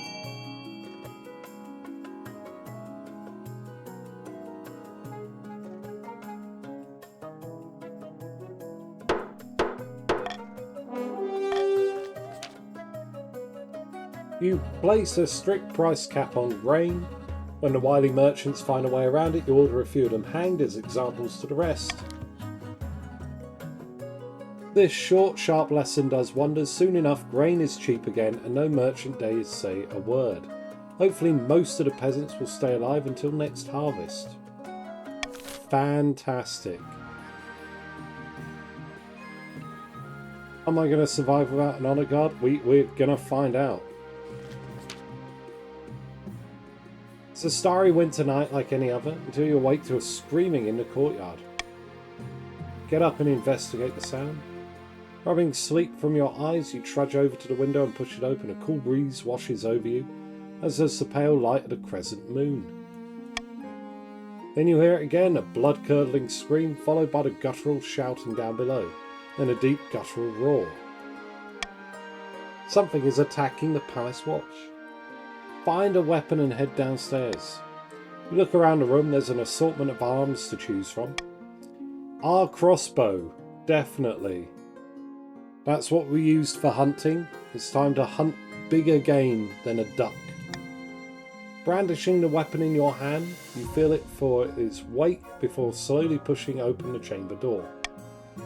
Careful, whatever's out there, it's not friendly. We'll move silently. Stepping bravely into the darkness, you begin your search for the source of the horrible noise. Silence is more than you can bear. The two of you tip down the keep spiral staircase, listening for clues. There's another scream, this time it's much closer, around the next corner. A watchman is thrown against the wall in front of you, falling limp to the ground. Before you can react, the creature appears in the dim torchlight. A hulking, mutated, ursine figure stands before you on two legs, its maw dripping with blood. You don't have time to think before it roars. The sound is deafening. Martin raises his own weapon and charges with roar, but the bear creature barges a shoulder to him with incredible speed, sending him sprawling to the floor. Not Martin! Shoot it! Shoot it now! Before it has time to think, you let loose a bolt from the crossbow, which buries itself in one of the creature's thick haunches. The beast roars in pain, standing on its hind leg and swiping wildly. In the chaos, you frantically load another arrow and fire again. This time the bolt strikes right between the eyes, stopping it dead. The giant collapses, and you dive out of the way just in time. Then everything goes still. Moments later, your marshal comes rushing into the room. I came as fast as I could, Your Majesty. What in the name of the ninth god is that beast? Martin, are you alright? Your marshal goes to help him up. His collarbone is broken and he's moaning softly, but he'll live. The creature's body is dragged away and eventually donated to the University of Quail for further study. Stories spread of your bravery and martial prowess. Commoners and nobles alike find new respect for a king who has slain a bear in his nightgown. We are fantastic. Look at that. We are cooking today.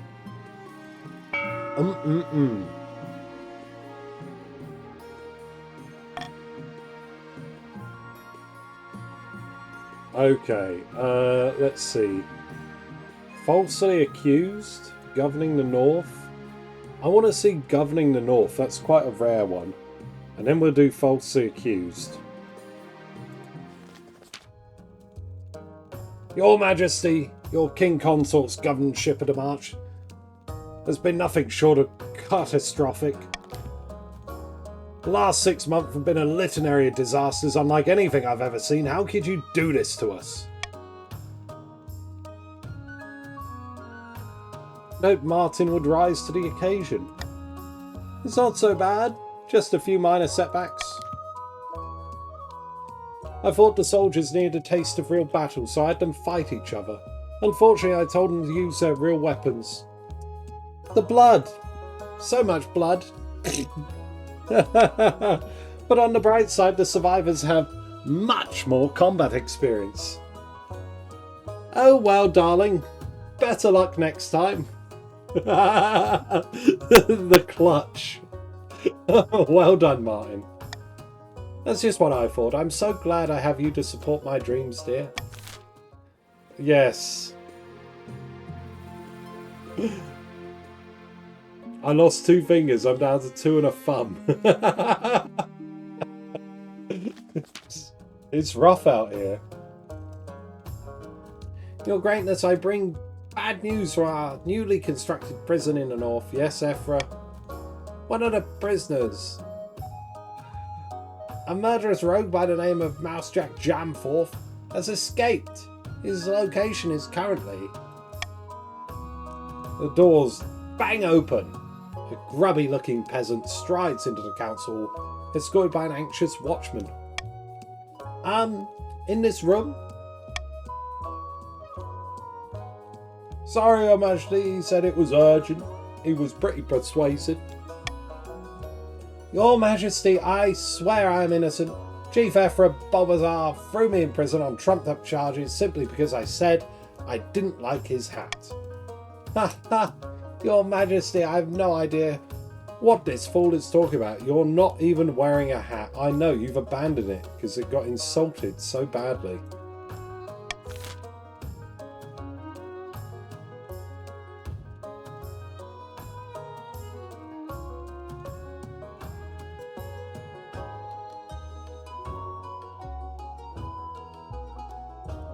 You know what? I'm gonna pay you all.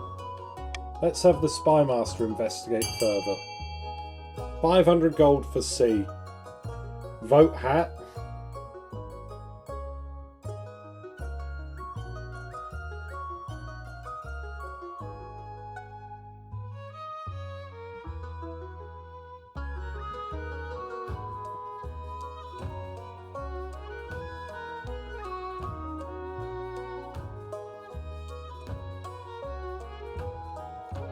I mean, military, oh my god, all that work to bolster military gone, thanks to Martin. Okay, I think that's everyone that's going to vote. Oh, Hentai Dad, I'm sorry, I don't think you made it. I think I skipped it. Sorry. By the old gods, Your Highness. You're going to investigate me on the word of this peasant? The Spy Master slips away to investigate this matter. When she returns, she is holding a hat. There's no doubt about it, Your Majesty. It's actually quite like the hat. It's stylish, but Mousejack Jamforth was imprisoned on spurious charges simply for insulting it under his breath. Now, what are you going to do about it?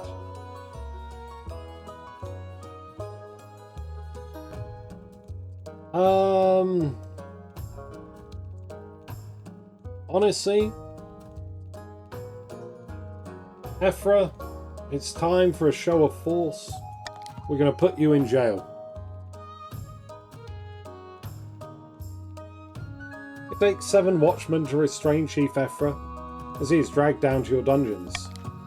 While the common folk celebrate Mousejack Jamforth's exoneration, is also taken as a sign that the King's justice is flawed. Gotta be fair in these dealings. Salutes in chat, Ephra I has left the council. Ephra II will be taking their place. And the kill count for this reign hits level 1.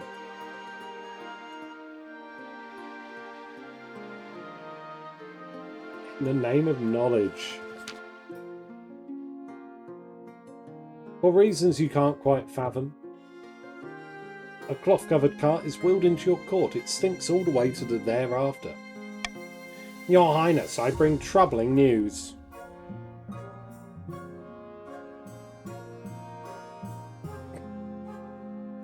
That's what happens when a real military master takes command of weakling northerners. Yeah. Limp little northerners.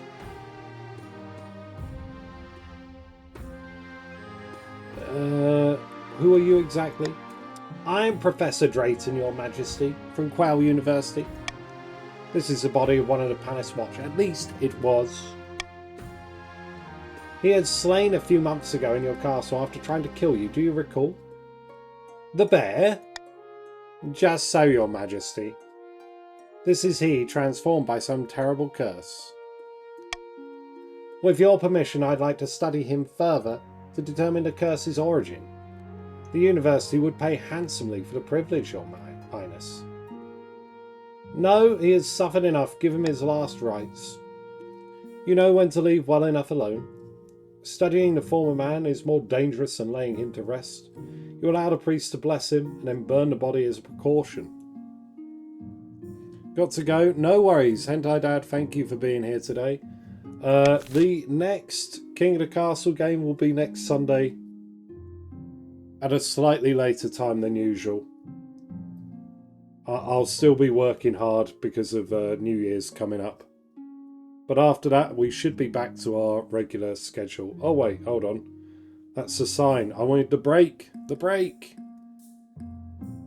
So yeah, Sunday I'll be streaming King of the Castle again next week. But thank you for hanging out.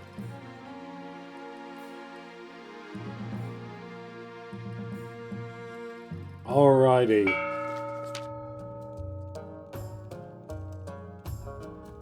Up in the north, Chief Teenybert has gathered her fellow plotters for a hike through the mountains. The council determined a shake-up, but the king resists all calls to replace his advisors. A great shame. There's little we can do while the king's position is so powerful. The chief's aim is to lower authority to 4 or less. Good luck. Yeah. Everything's stalled out. Authority 4 or less for both the chiefs and the pats. Chiefs can rebel. I wouldn't advise it. But here we go. Ephra II wants to avenge Ephra I. The excitable honour guard who slaughtered all those peasants will no doubt find justice, Your Majesty, but we must move on. We must replace them at once. The king needs protection. What are my options? Each region offers a selection of elite guards. The chiefs are their most famous warrior heroes. The patricians were champion gladiators for the arena, and the barons offer a squad of battle-hardened veteran soldiers. Of course, since your previous honour guard were the coastal gladiators who slaughtered all those peasants, we'll have to look elsewhere for replacements. The veterans of the march? These soldiers have fought more battles than they've had hot dinners. They'll be uncouth, no doubt, and won't adapt to life well in the palace. But they're loyal and tough as nails. I've made my decision. You know who it's going to be, right? I await your verdict with bated breath, Your Majesty. Yeah, it's going to be the veterans of the march. Very good, Your Majesty. I'll make the arrangements at once.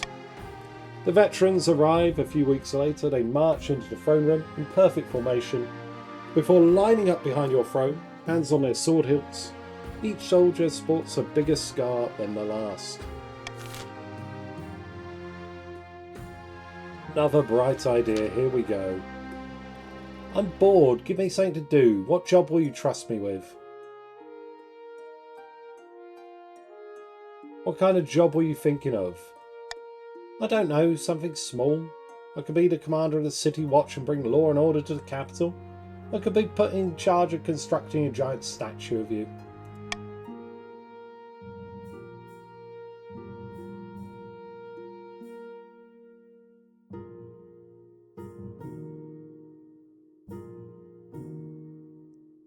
What shall it be, Martin? The giant statue? I'm not spending money.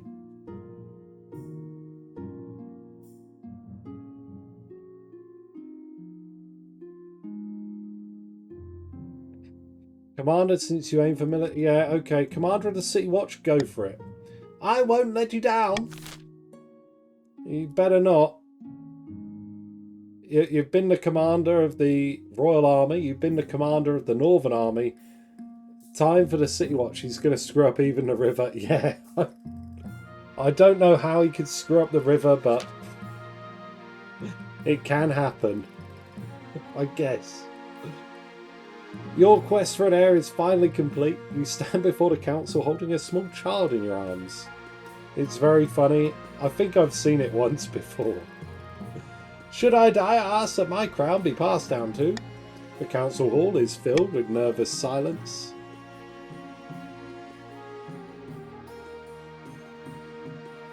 My daughter. The assembled nobles break out in polite applause. By designating an heir, you've cemented the stability of the kingdom. Your Majesty, may I be the first to congratulate you on the birth of your daughter? What is her name? Leopold II. Thank the gods, Your Majesty. I'm sure little Leopold II will grow up to be a chip off the old block. Do not leave Martin alone with the child. Well, yeah. Oh, rough day. Congratulations on finding an heir. Now you just need to fulfill your ambition to win the game. Expect a visit from a spy master soon. Martin is a trier, okay? We appreciate any chiefs want to rebel. I'd assume not. You got one military.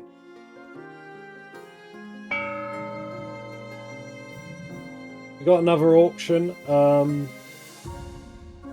Chiefs and Pats may want D, the theatre, to lower authority. Damn. I'd probably want A, the monument, to bolster authority. E, the aqueduct, would be nice. It'd bring farming up in the coast so they're not starving anymore. That's about it. Here's how much money everyone has. And we're going to start the auction now. Type !fund followed by the letter of the item you would like to fund, followed by the amount of money you'd like to fund it with. Top 2 items at the end of the auction will be built and take effect. Everything else will be refunded back to you. You have about 40 seconds to get your funding in, but there is a slight delay on stream, so I'll type in chat when there are 10 seconds left. Try not to miss out. 69 gold on the monument. Thank you.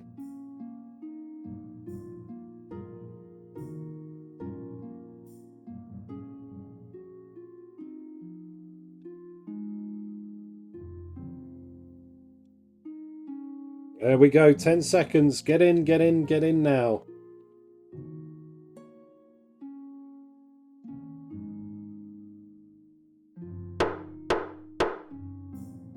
Alright, what did we end up with? Authority goes down, farming goes... Wait. Oh, military. Oh, no. Okay. Oh, no. Oh, no. No. Disastrous command and a jailbreak. Okay. So you remember how you put me in charge of the City Watch? Funny story. Yes. I made a little change to the Watch's wages in order to reduce crime. I started paying them per arrest.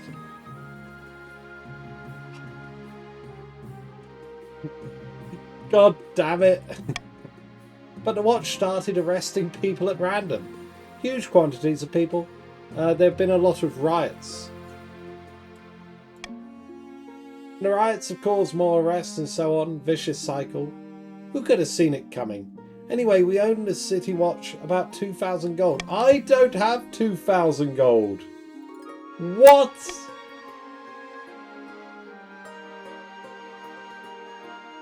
Words fail me. We can pay, right? Right?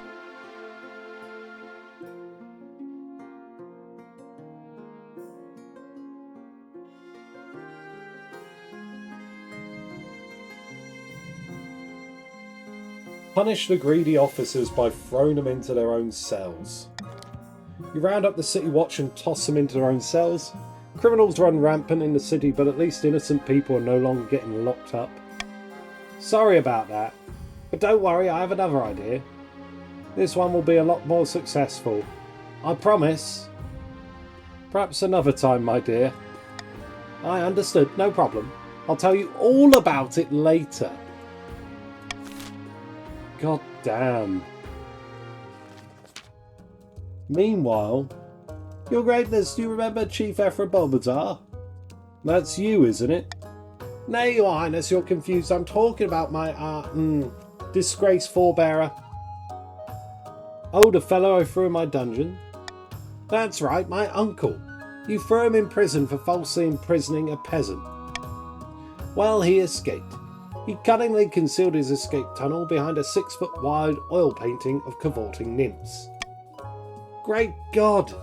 Why was this villain allowed such a painting in his cell at all? Villain or not, rare appearance from the watch captain.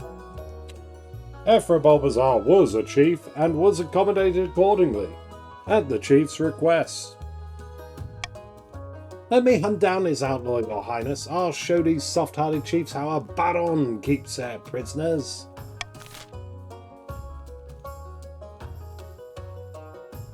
Ephra I made the run with the commander of the city watching command. Oh my god.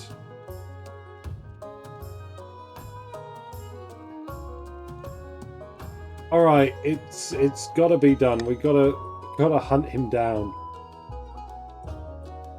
Right?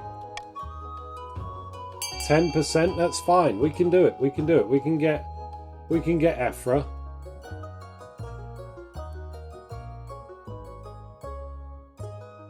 Ephra I, we're coming for you. 10%. I believe in it.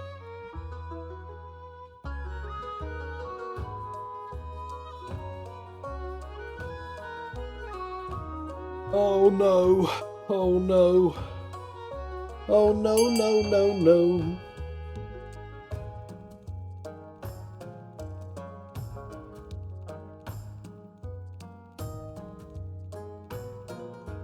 I'll save you. Yeah, you'll save them. Okay.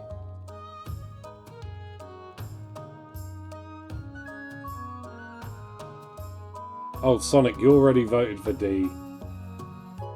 Okay, well, hunt them down. I swear by the ninth, Your Majesty, I won't let you down. I won't return until I've taken Ephra Bulbasaur's head. Next dawn, surrounded by a posse of hollering Marcher soldiers, Baron Red Deucer rides out to hunt down Ephra Bulbasaur. A week later, they return triumphant, holding Ephra Bulbasaur's head as a trophy. Excellent! Fantastic. But when you examine the head waving away flies, you realise it's not Ephra Bulbasaur at all, but somebody else entirely. Uh-oh. Wait, this isn't the outlaw? Oh, by the night. That's not Chief Ephra Bulbasaur. That's Chief Ephra Bulbasaur II. Haha, whoopsie. Simple case of mistaken identity. I assure you, they look so similar. Salutes in chat. Ephra's died again.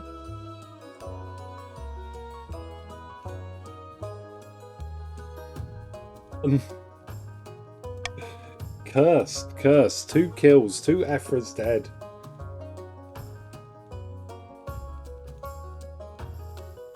Oh, this is rubbish.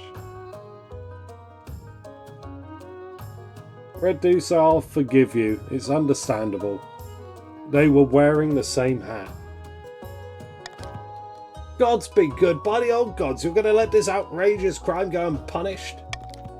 Somewhere out there, Chief Ephra Bulbasaur remains at large, and the King's justice looks as weak as ever. Yay, yay, surviving. Oh, your ambition. Oh God. It's not going well.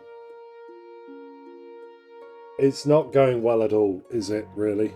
Such a beautiful hat, indeed. At the start of your reign, you said you wanted to be a conqueror. But so far, you've done a dismal job of it. The kingdom's armies have never been weaker. You're more likely to be conquered than a conqueror. Your current ambition isn't working out for you.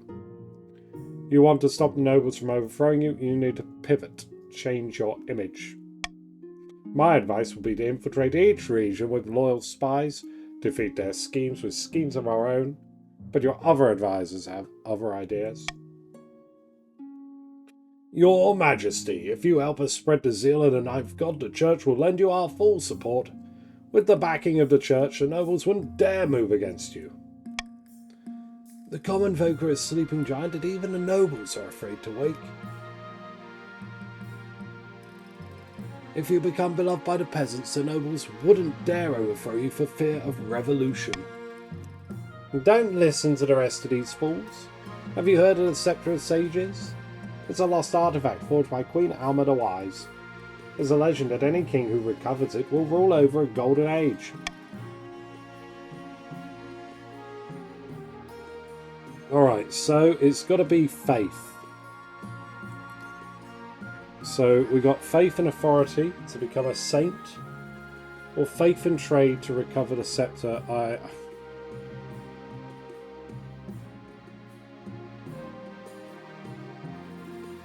Saint is more fitting, yeah, let's do it.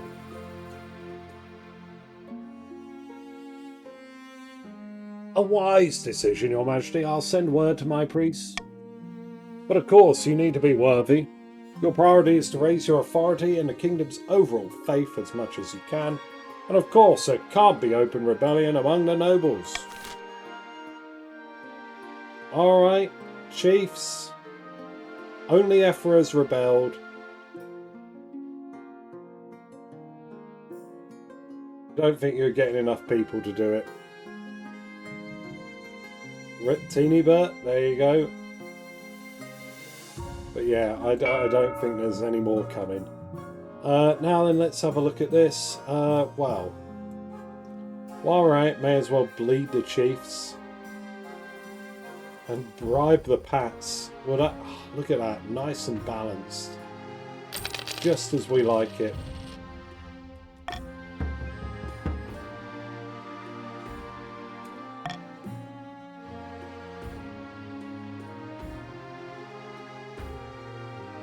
The bandit chief? Wait, oh, is this Ephra's plotline? Oh my god, Ephra, you get to carry on. Your Highness, I've recovered word about the fate of the escaped prisoner, Chief Ephra Bulbasaur. He fled back from the north and gathered a band of warriors from his clan hall. He's now hiding out in the mountains, raiding merchant caravans and stealing from farms. Little more than common bandits, in other words. And when we send troops after them, they retreat into the frozen waste, the heart of Ice Giant territory, where our soldiers dare not tread.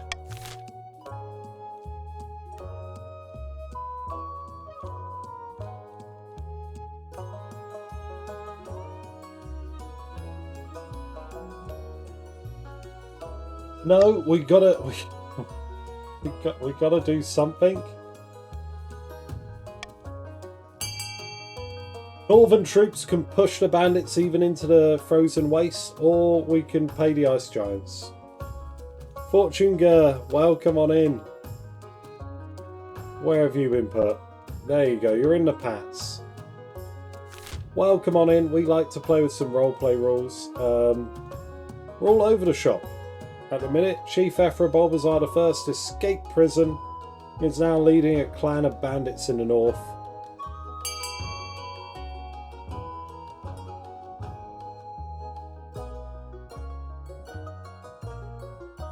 Okay, that's 7 votes in favour of pursuing into the north, let's go. What is this going to be? Band of northern warriors sharpen their axes, say their goodbyes to their tearful families, and begin the long journey over the mountains into the frozen wastes. How touching. It's all a complete farce, of course. What do you mean? The Northerners hate you so much they've come to see Chief Ephra as a folk hero for escaping your justice. Wait and see, they'll come back saying they tried terribly hard and fought through blizzards and ice giants, but no luck. In reality, they probably shared a mead with Chief Ephra around a fire pit. Sure enough, when the warriors return, they're empty-handed. You can't help but wonder if the spy master is right. Ephra Bulbasaur, the bandit chief, will hide out in the mountains for many years to come, raiding merchant caravans, burning down Nightfist churches, and generally sowing chaos. Damn it all.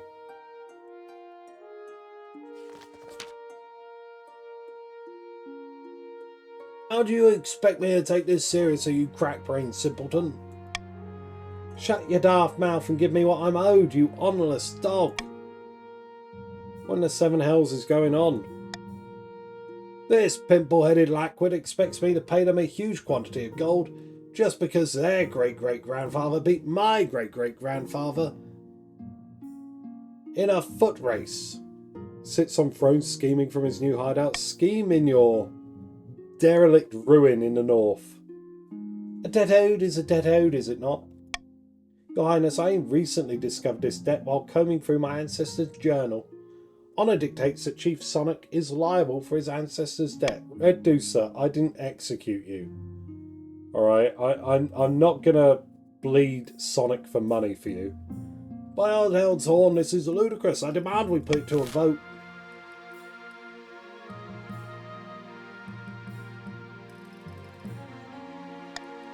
I'm going to pay you 500 gold to cancel the debt. Vote B, everyone, for 500 gold. And while we're at, I'm going to very quickly go to the bathroom and back. Oop.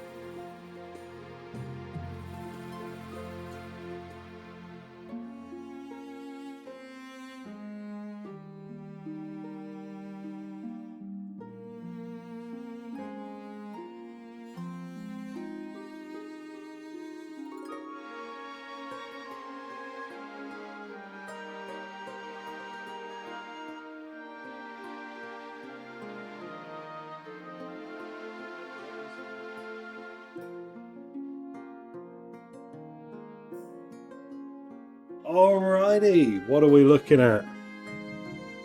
Cool, excellent. Wipe off that debt. The gods are good. Glad the council could see reason on this matter.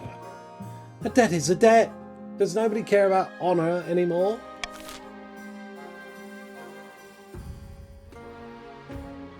Alright, ambition, sainthood. Okay, let's fail this now. Your Majesty, I've received messages from priests beyond the capital.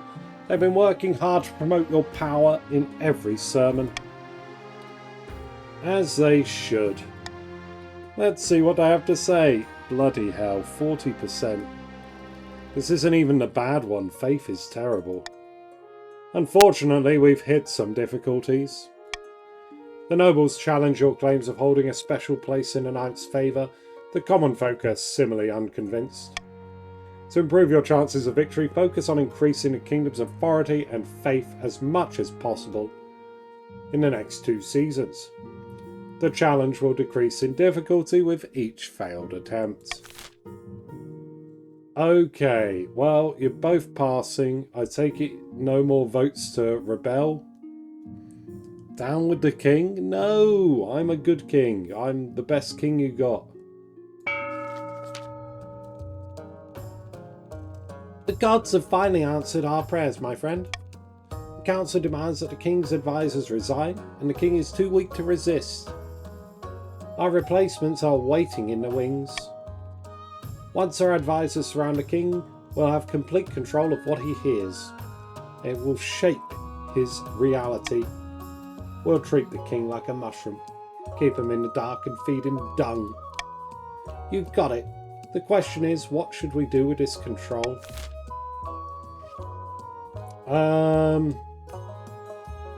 Turn the king into a useless figurehead, raise stability, or force the king to abdicate in favour of their claimant, raise others' defiance. What would it be, chiefs? What are you going to go for? Time to vote for the final leg of your scheme. Useless figurehead, raising stability.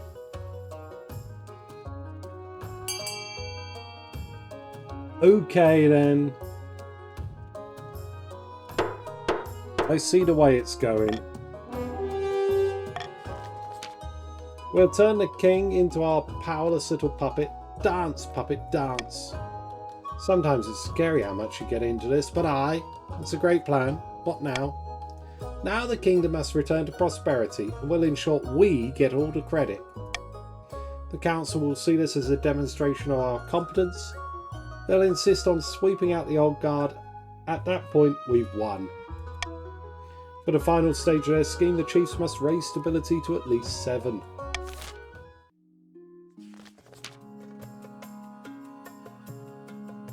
The dingy seaside tavern, 2 patricians and coast meet to plot their latest scheme. Good news, my friend! Palace officials have been more accepting of my bribes. They're becoming more and more open to corruption. What are you getting in return? Oh, not much. A better seat in the council chamber, access to the king's rooms when he's out, that sort of thing. But the important thing is the king's staff are getting used to selling their principles at the highest bidder. So what's next? Palace staff are one thing, but the true prize would be the loyalty of the Chancellor and the rest of the king's inner circle. To do that, we need to demolish their respect for the king. If the kingdom is in chaos, they will see the king as an incompetent fool and will be much more open to our bribes. To advance their scheme, the patricians must lower stability to 4 or less in 3 seasons. Oh my god. If the chiefs rebel, all the pats have to do is sit on the sidelines. Oh, how terrible. A tug of war is emerging between the chiefs and the pats over our stability.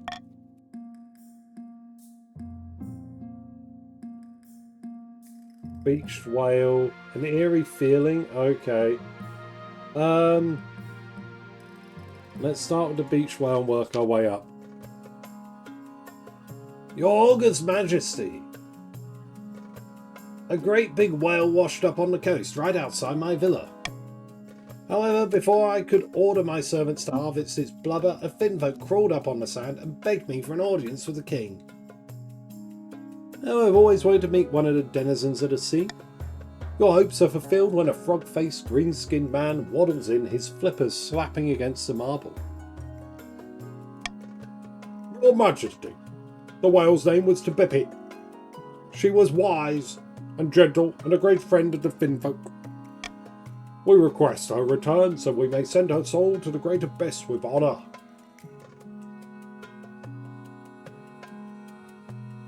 Why should I listen to you? Because I am begging. Tebipi deserves a proper burial.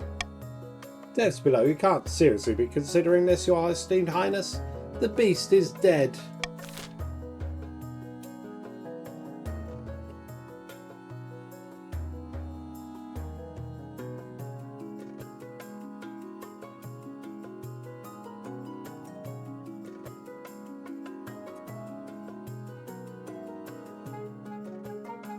You know what? Fortune Gur can harvest the whale for a fat stack of cash. I would like... do I want authority? I kind of do.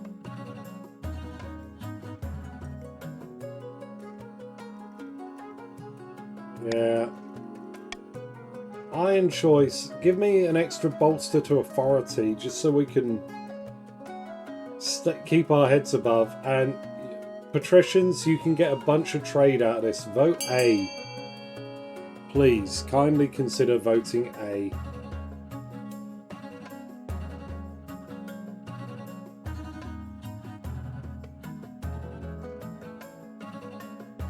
Oh Lord, where are the patricians?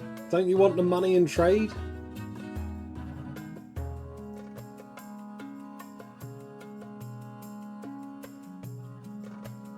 Well, I'm sorry, Fortune. I don't think you're gonna get it.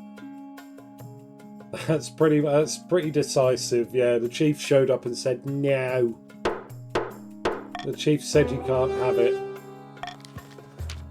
By the knife, I can't believe this. The animal was already dead.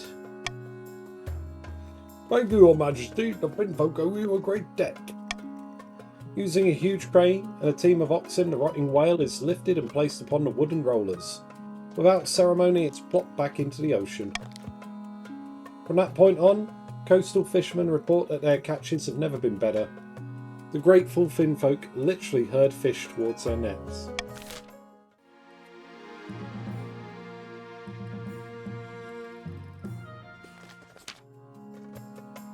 Noble patrician Captain Chaz rushes into the council chamber, breathless and in disarray.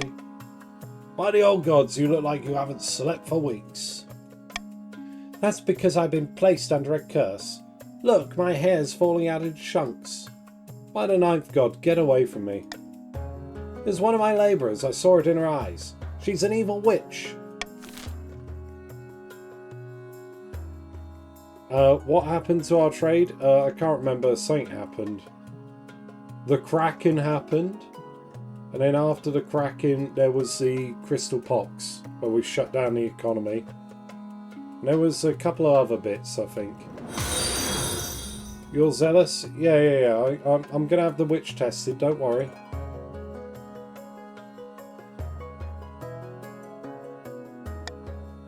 $500 gold? Yep. There you go. I like faith. Thank you for the redeem, Ephra. Yeah, 500 gold to have the witch tested. Vote A, everyone.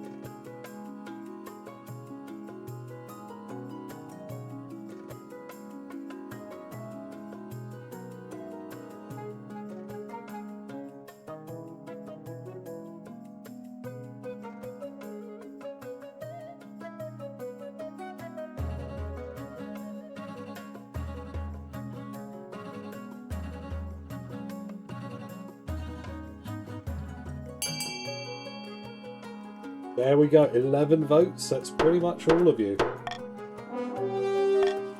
Fantastic. You arrange for a priestess of the ninth god to question the accused. The church does not look kindly upon witches, particularly if they're cursing a noble for no reason. After several days of questioning and burning of incense, the priestess makes her announcement. The accused is innocent. Things settle down, and Captain Chaz eventually admits that some new pomade may be to blame for their hair troubles. Look at that! The coast is doing good. I'm most pleased with the new theatre we built on my land, but the actors believe the theatre is cursed. They refuse to perform even a single play for us. That's inconvenient. Yes, regrettably, nobody can tell me why they think it's cursed. They just say it gives them a creepy feeling. What should we do?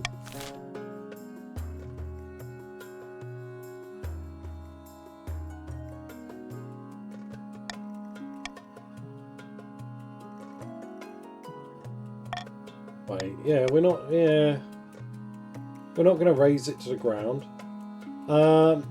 I'd like the exorcism, but I can't force you to do it.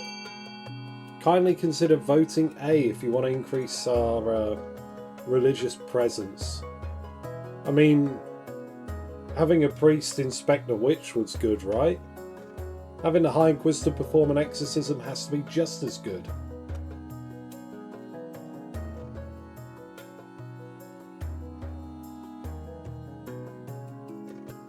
Fantastic.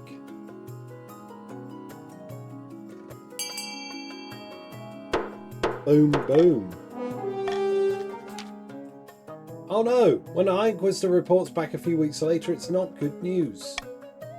I didn't find any hobs, witches, ghosts or demons inhabiting the theatre, but something is very wrong with the place. The Inquisition has failed you, Your Highness.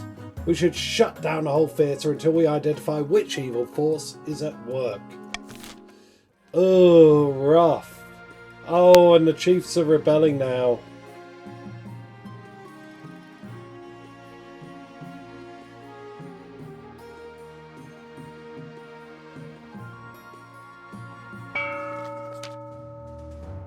Fortune, I think you already rebelled. The barons are gathered in the empty council late at night. A new report from one of their spies has just come in. Great God, the chiefs have been worming their way into the king's inner circle the whole time. They're planning to fire all the other advisors and turn Leopold into their puppet. They can't do that. He's our puppet. Too right, but it's already happening. We just have to delay them long enough for King Leopold to solidify his power. It shouldn't be long now. Our king is on the verge of greatness. I can feel it. The barons must continue to aid the king by countering the other region's schemes and will win the game if the king completes his ambition. Rough. Rough. Rough. Rough.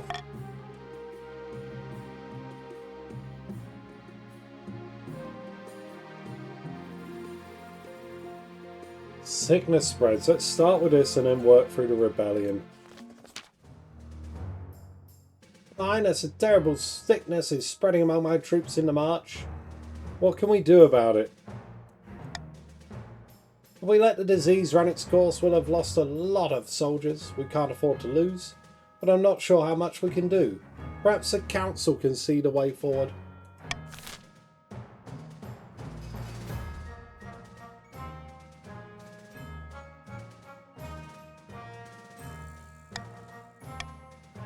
Okay, loyalists, patricians, barons, please vote C. We've got to quarantine the disease. This is going to be rough.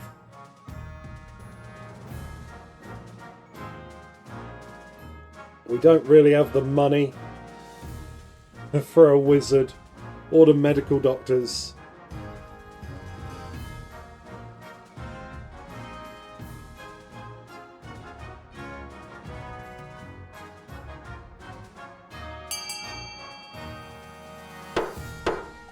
Thank you very much. Yeah, no, rebels don't vote. Oh no, you ordered the diseased soldiers quarantined in a separate camp. The rest are marched off at a safe distance. Oh no. Unfortunately, many healthy soldiers are actually lying to save their own skins. By the time the sickness has finished cutting through the marcher troops, hundreds of soldiers are dead and morale among the survivors has plummeted. Thank you for the lurk, Pates. Oh no. Okay, rebellion, here we are. At long last, the chiefs have reached their boiling point. You're confronted in your throne room by Chief Wolf Warrior II. His tattoos seeming to shift in the light of the braziers. The chiefs of the north will rip that false crown from your head and stomp it into the mud. We will be fighting for glory, for honour and for Orm, the true monarch. This is our formal declaration of war. The next time we see each other will be on the battlefield. Seize him! Come along now. Traitors get the chop. What? But you can't do this. I'm an envoy. See how the king's tyranny grows worse by the day. Salutes in chat for Wolf Warrior II. Chop chop, the watchman wastes no time. Chief Wolf Warrior II is dragged out to the courtyard and his head struck from his shoulders. I didn't expect them to move so boldly, Your Highness. I'll put the kill count up. 3 dead chiefs today. Yikes. How did things get this bad? The leader of the rebellion is Chief Ephra III. As for reason the uprising, he's citing your past transgressions, mainly your refusal to punish Baron Reducer for murder. Oh, urge to murder is rising. Yes, Your Majesty, hold on to that feeling, you'll need it. What are our chances against the rebels? Pretty good, the chiefs aren't exactly a military powerhouse. Hope they don't persuade any other regions to join the rebellion. That would be disastrous. So this is it? Civil war? That's right, Your Majesty, the kingdom is divided. There'll be a lot of death and suffering before this is all over. I can't wait. I'll go dig out the trebuchets.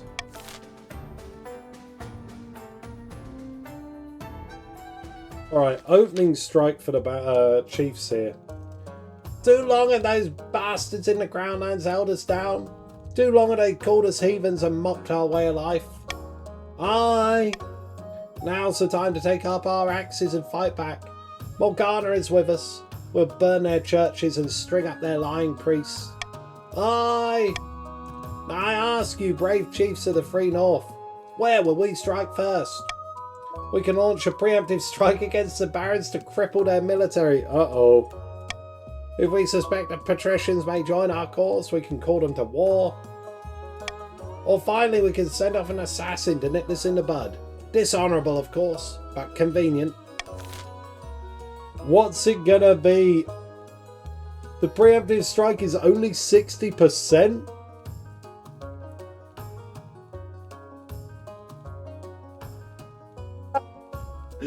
It's just such a handbag fight. Okay, what's it gonna be, chiefs? What are you gonna do? Let's kill some honor guard. Okay.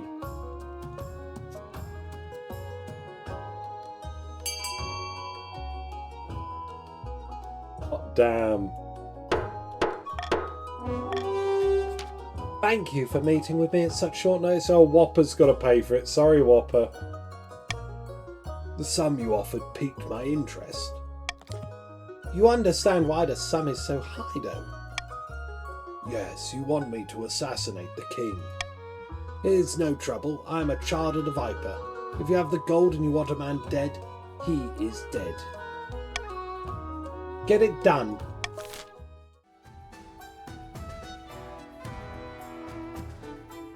Alright, I think... Yeah, I think the Pats are going to park the bus there, pretty much.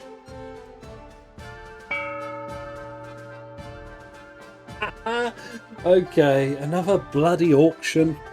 Alright, auction.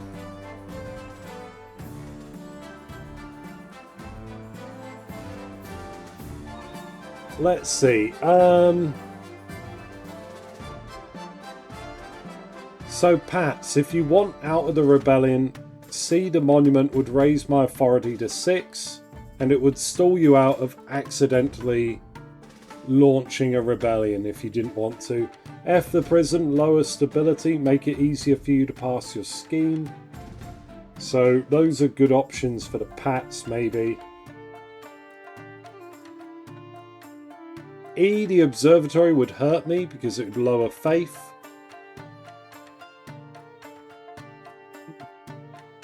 A, the aqueduct would be good for more farming, which wouldn't be terrible. Here's everyone's money. I don't expect much to go through. I'm going to start the auction now. Type exclamation mark fund, followed by the letter of the item you would like to fund, followed by the amount of money you'd like to fund it with. Top 2 items at the end of the auction will be built and take effect. Everything else will be refunded. There's about 40 seconds for you to get your funding in, but there is a slight delay on stream, so I'll type in chat when there are 10 seconds left.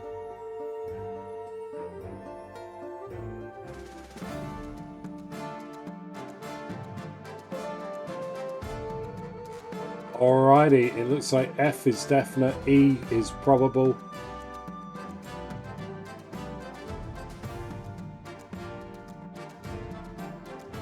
Boom, boom, there we go.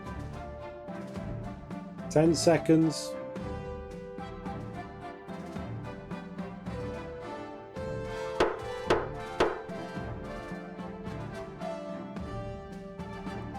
Okay, of course, we've funded D as well, so both stability and authority have gone down. Pats are now on the verge of rebellion.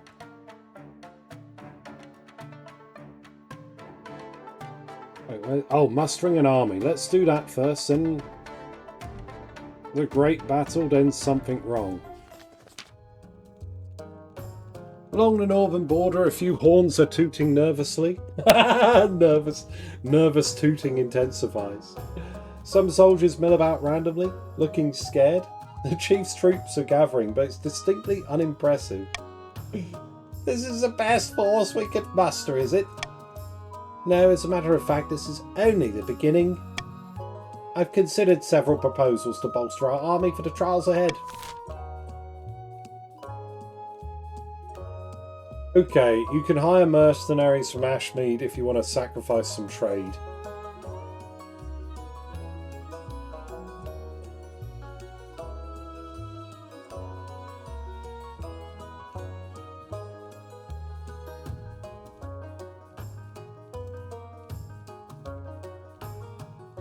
Okay, I see. Yeah, you're going to do that. Very good. Going to make a deal with the heathens from the south.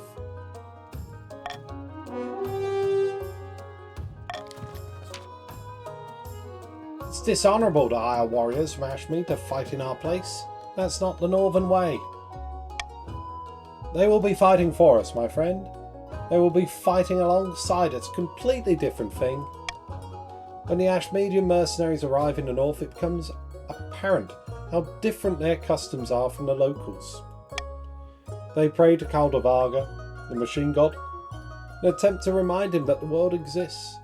They claim their swords are alive and will grow angry if sheathed too long. They bathe every single day. But they're perfectly capable of enacting hideous violence in exchange for money. And that's all the chiefs need from them.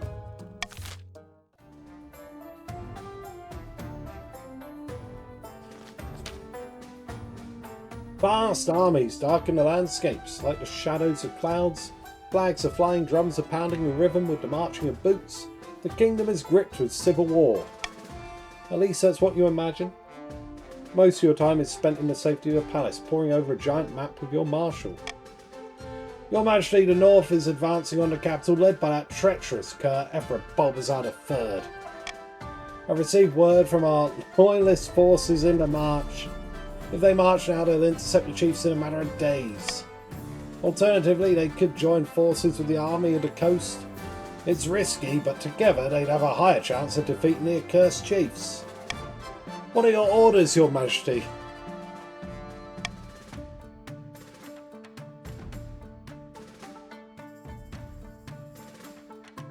The barons and patricians should join forces. Very well, Your Majesty. I'll relay orders to the Baron Stapleton, the commander in the field. Oh dear. Hopefully, they do as they're told. God knows treachery can thrive on a battlefield. We have our orders, but should we follow them? Barons, please follow orders. Link up with the Pats.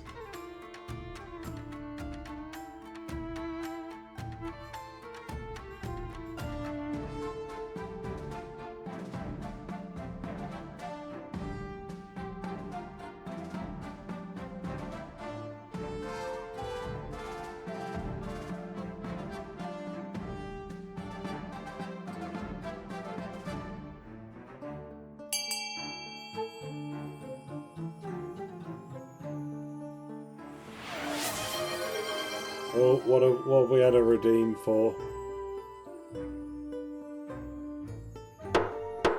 Only one Baron, yeah.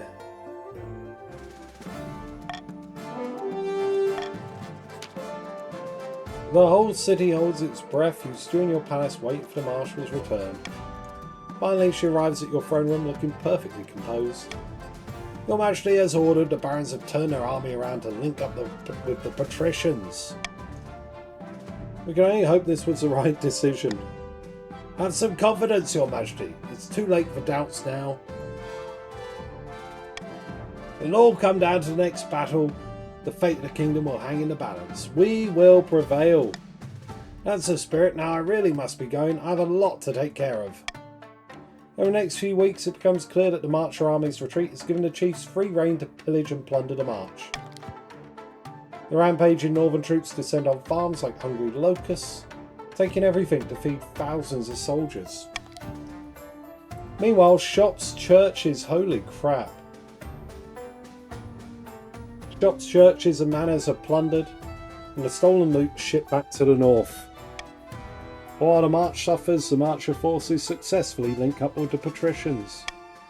Now the joint army of the barons and the patricians rush to meet the chiefs in open warfare, and the winner will either end your reign or preserve it.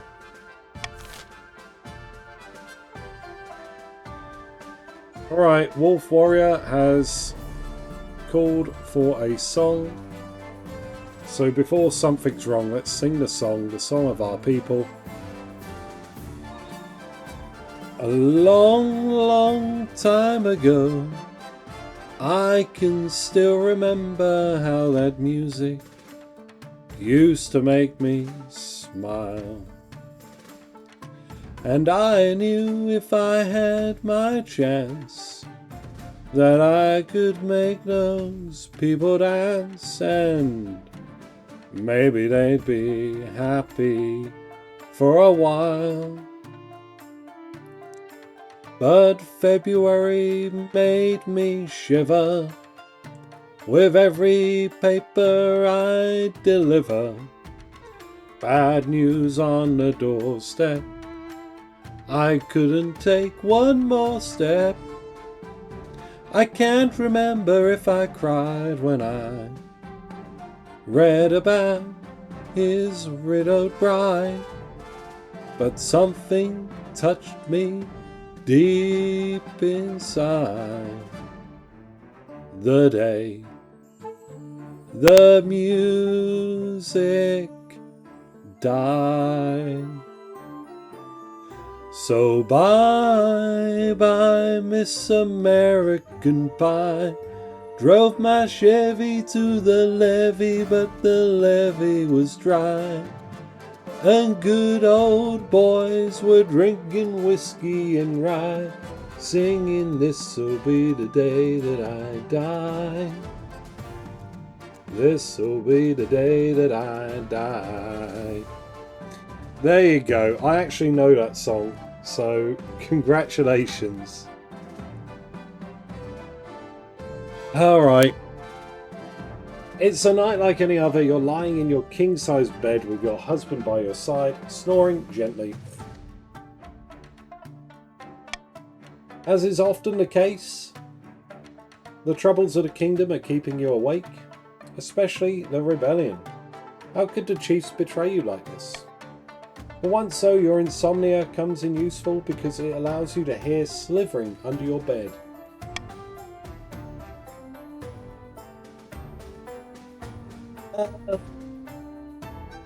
Wake my sleeping husband. Oh, good morning, dear. Are we having a secret early breakfast? Yeah, Martin. When you explain the situation, he sits bolt upright, rubbing sleep from his eyes.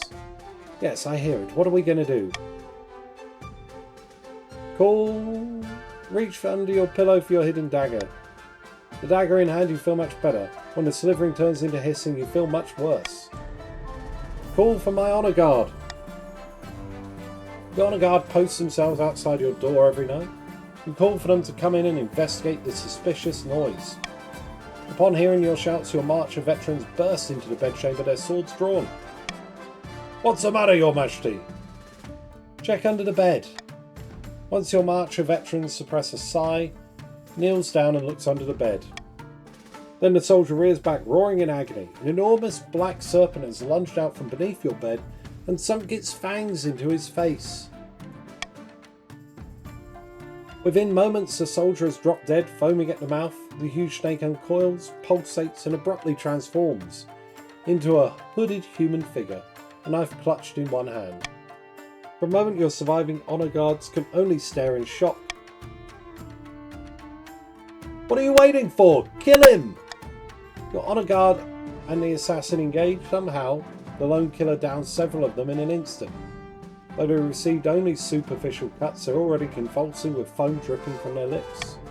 Eventually the assassin is cut down, but not before your march of veterans are utterly decimated. The few survivors die within hours, also foaming. Nice. Darling, are you hurt? Great God, how could this happen in our own bedchamber?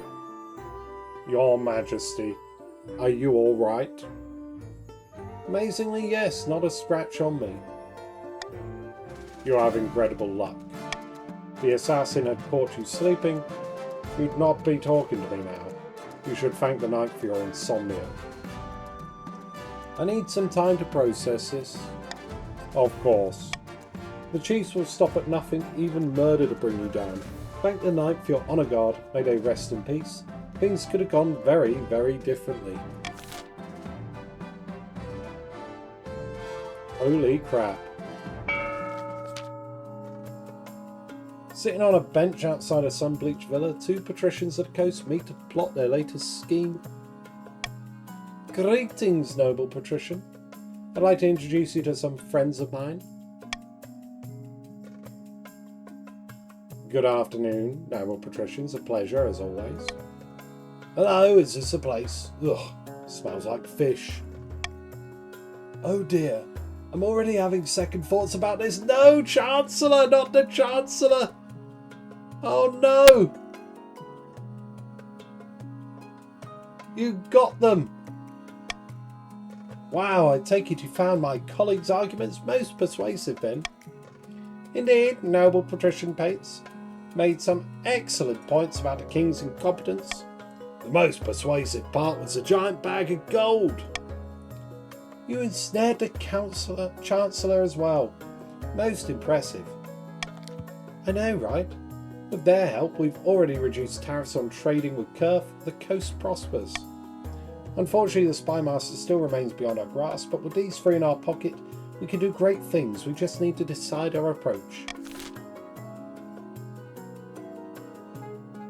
Bankrupt the kingdom and buy the throne outright, lower treasury. Or bring the king down in a bribery scandal, raise others' defiance. That one's gonna... oh, I don't know. I don't know which one you guys should do.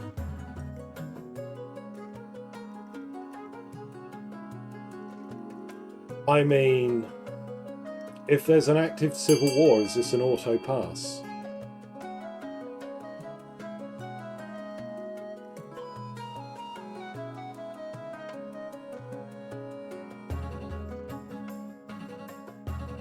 Okay then. Aha, so after all this, our plan is to make the king look like the corrupt one. Yes, after all, isn't his court absolutely rotten with bribes and scandals? Worse than it's been in centuries. Of course it is, and we're to blame.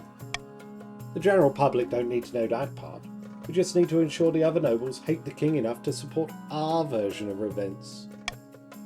For the final stage of their scheme, the patricians must raise the other regions' defiance to a total of at least 16, or ensure the current rebellion continues. Well...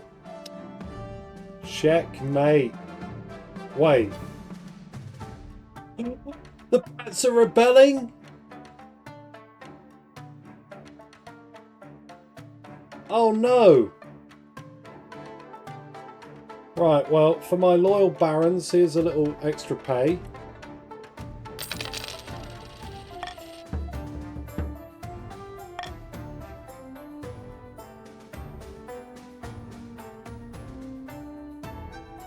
More treachery, opening strike, then the final battle. Too many AFKs, yeah. Dire news, Your Majesty. The coast has sent a battalion of their finest soldiers to support the chiefs in the field. Have they turned against us? Afraid so. The patricians have formally joined the rebellion, declaring you a tyrant. I won't lie, Your Majesty, the odds are stacked against us now. Yikes. My dear patricians of the coast, thank you for joining us in our righteous war against the tyrant King Leopold. Yes, you have our support. We're hoping that you do most of the actual fighting though. Ha! Not likely. You're committed now, my friends, and you must decide where to direct your opening strike. We can launch preemptive strikes against the barons to cripple their military. We suspect the barons may join our cause, call them to war. We can also call upon the church to condemn the king. Blimey, what's it going to be, Pats? Preemptive strike on the barons, you say?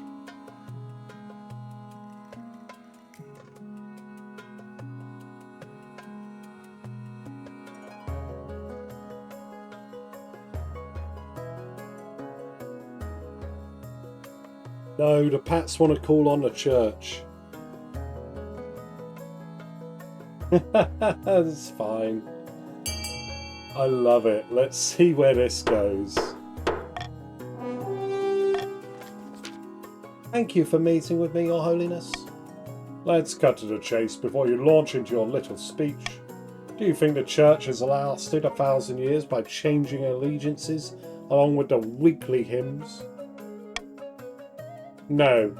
We're careful about who we support, and you're nothing but a thorn in my side.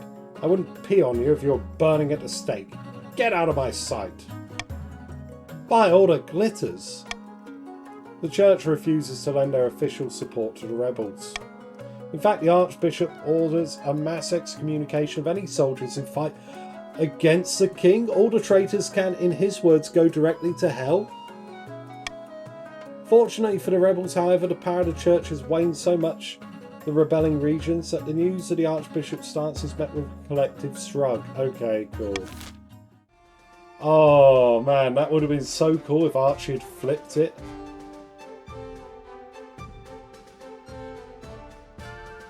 Right, is that it? Yes, so just the final battle now. I can't believe the swine. Patricians have defected and joined the Northern rebels. The barons are all that stand between us and oblivion. The ninth god is on our side. I'll send word to the barons it's time to strike. We can only hope they listen to our orders, Your Majesty.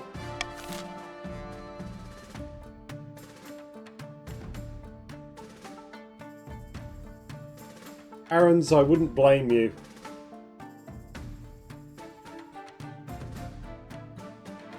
Never thought I'd fight alongside a dirty, dirty merchant. Oh dear. Red Deucer, I salute you, thank you, but oh my lord. Don't. There's no reason for you all to die.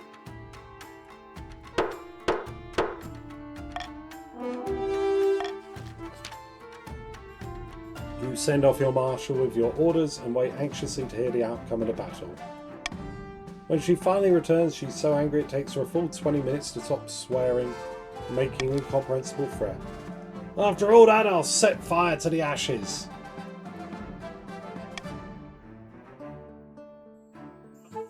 So, you don't seem pleased. Oh really? Really? Am I giving off a slight hint of soul-consuming rage? Instead of engaging the enemy as we told them to, the cowardly barons just hung back, stayed out of the way. They allowed the troops of the chiefs to march right by, probably gave them a cheery wave, and now they're nearly at the capital and we've no way to stop them. Oh, why? Healthy mix of cowardice, self-interest, and a lack of confidence in your abilities, I assume. They're hedging their bets and waiting to see who comes out on top. Bastards! We're defenceless now. The Northern Army will be camped outside the city walls in a matter of weeks. If we want to see the year's end, we must build up fortifications, stockpile food, and train up a citizens' militia. It's time to pray to the Ninth, Your Majesty, because apart from him, we're on our own.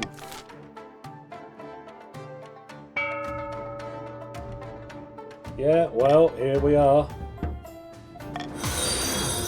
Barons can rebel now. Fortune Gur, thank you for the follow. Next King of the Castle will be Sunday next week. Strange encounter, a deadly disease, besieged. Barons may now rebel as well. It looks like we've got a couple. Since the patricians rose in rebellion against you, you've heard nothing more about the new theatre that was shut down. Perhaps it stands deserted still, slowly falling apart. Okay.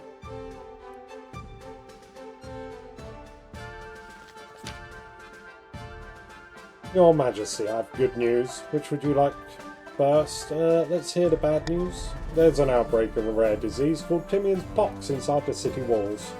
Civilians are dying by the hundreds and it will spread to our garrisons if we're not careful. And the good news, Spy Master? I have a plan for how we can use this disease against our enemies. After all, they're but a stone's throw from our walls these days. Go on.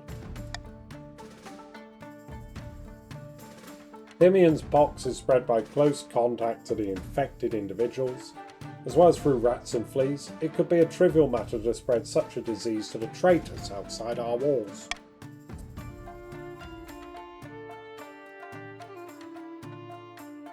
This must be against some kind of rule. The only rule that matters in war is that you win at all costs. Perhaps you could bring it to the council.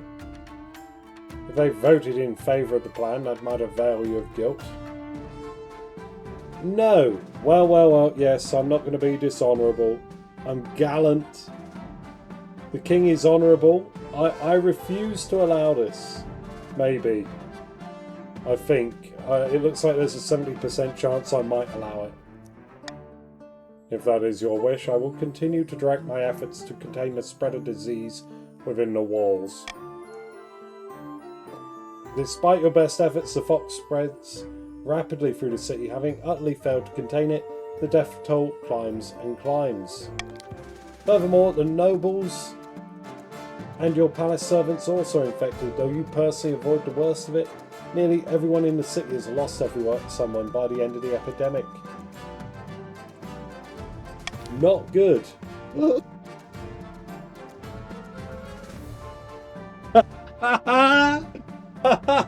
It even spreads beyond your walls and kills many besiegers. At least no one can say you meant for that to happen. Honour!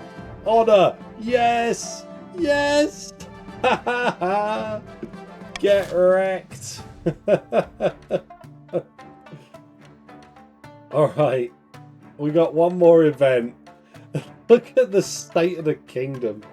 Holy crap. Oh no. Alright, besieged. Any barons want to rebel to join the rebellion? Now's the time. The patricians and chiefs march through the crownlands, pillaging and burning. The roads are heaving with refugees and corpses clog the rivers. Now the capital is surrounded, you stand on the ramparts of your palace, staring out in dismay at the army camp stretching for miles outside the city walls. You want to know what it was? It was the Ashmedian mercenaries who wash every day, and they were washing in my dirty river filled with disease. And that killed off all the chief's army. 100%. Get down from there, your majesty. If they get lucky with a crossbow bolt. They look like ants from up here. Yes, well, even ants are terrifying enough in numbers. And after someone's kicked their nest. We have one hope. The barons are still out there, your majesty.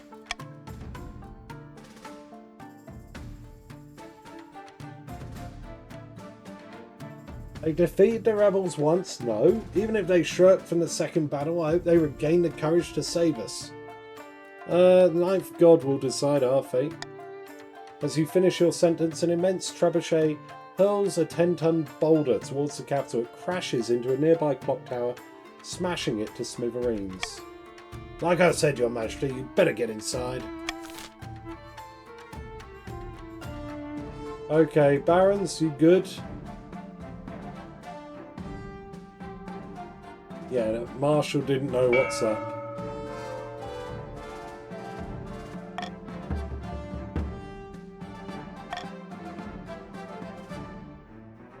The siege grinds on. Another dawn breaks. The combined armies of the patricians and chiefs are sprawled outside your city walls. For the last 3 weeks they have tried to fight their way in. As the siege drags on, your food supplies are dwindling. The streets outside your palace explode in daily riots as citizens demand to be fed. Don't worry, Leopold, the barons will be here to save us soon enough, I'm sure of it. As evening draws in, horns blast outside the city walls. The chiefs and patricians are mounting a final attack.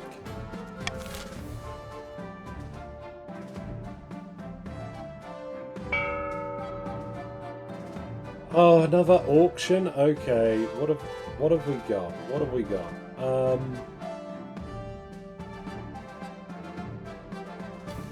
Right, for the sake of the next game, the Grand Bazaar would be good, I guess. Here's everyone's money, and I'll start the auction. Type exclamation mark fund followed by the letter of the item you would like to fund, followed by the amount of money you'd like to fund it with. Top 2 items at the end of the auction will be built and take effect. I just want this to be over. You have about 40 seconds to get your funding in. Try not to miss out. There is, however, a delay on stream, so I'll type when there are 10 seconds left in chat.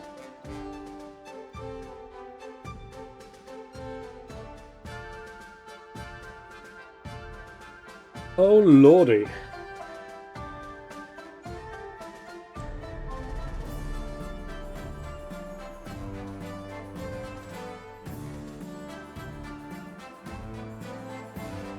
Boom, there you go, get in, get in.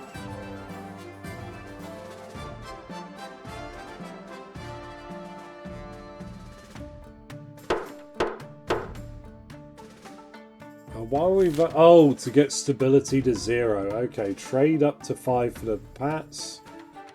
Stability has hit 0. That's... a grim dawn, here we go. The sun rises on a city in turmoil. The patricians and chiefs began their assault last night, and you've heard nothing outside but screams and howls and the clash of blades since. Half the capital is in flames. Soldiers rush back and forth, shouting panicked orders. You haven't seen your marshal since the night before. Perhaps she's already dead. The royal court is empty except for you, your husband and your daughter, cradled in the arms of her nanny. Her crying is giving you a headache. I should be out there with my longsword in hand. I could be making a difference. You're right, it's better to go down fighting. I'll fetch my longsword. You wait and stew. Outside the screams and clashes get louder. Finally a spy master arrives out of breath, her face stained by smoke and blood.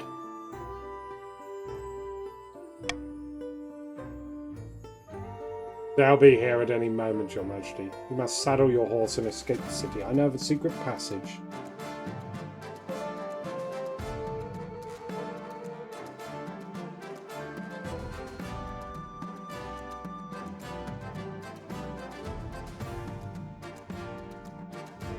Can you take my daughter? You wouldn't even take my daughter, would you? I've got to stand and fight, and yeah, Spymaster, please just take my daughter. Then you will die. It was nice knowing you, your majesty. She's gone in a blink of an eye. Well, no turning back now. That's the man I married.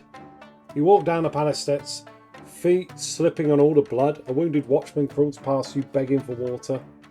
The sky is aflame with a deep, malevolent glow. You turn to Martin. If you have anything to say, now's the time. I love you, Martin. I love you too. A column of hardened northern warriors advance down the road, roaring and waving their battle axes. Chief Ephra is at their head, shouting orders. Come and get some, you bastards! Charge! My father and grandfather? No. You and your husband charge forward, weapons raised. It's beautiful, it's glorious. It will go down in the history books forever. It's over almost instantly. A dozen battle axes chop you into dog food. 1,000 heavy boots march over you, crushing you into paste. But for a moment there, you really felt like a king. Alright. Voting is open. We can have Orm from the north or Cassia from the coast. What's it going to be? Generally speaking, I think as the patricians actually have a military, they should get the pass.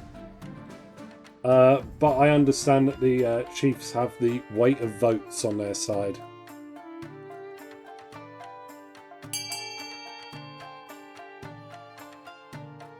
Chop, chop, chop. Jesus. Okay.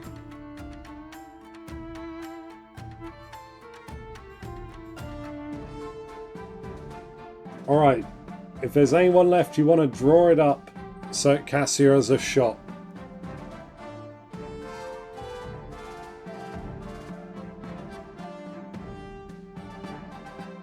Let's have a look. Who's about? Let's take a photo. Then again, it will be a vote, I think.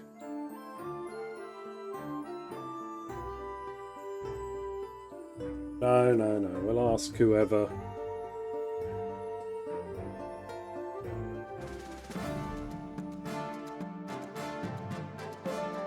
Come on, work, you bloody phone. There we go.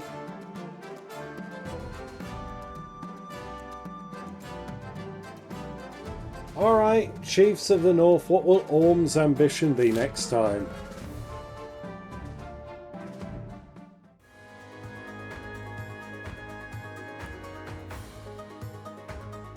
Military? Oh my god, no. Okay, military's fine if we want to do that. That was great. Yeah, thank you everyone for being here.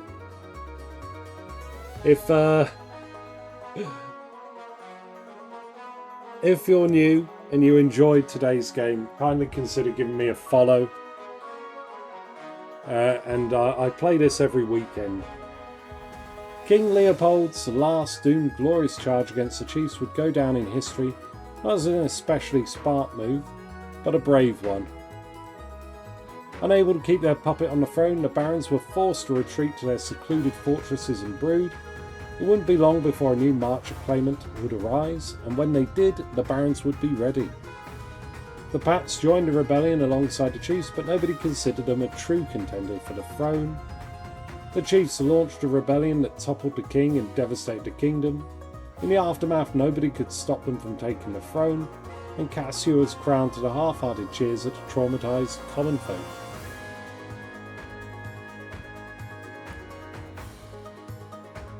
Eighth would not be... Okay, what have we got? Military, I guess, again. So another military run.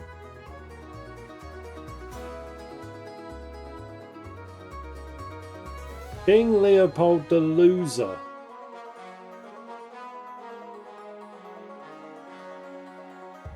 Farming makes sense.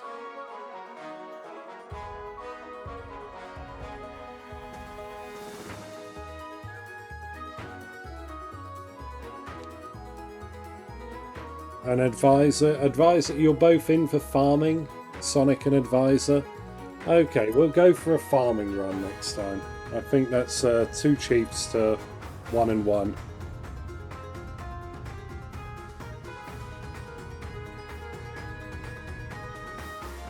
So, next Sunday, farming.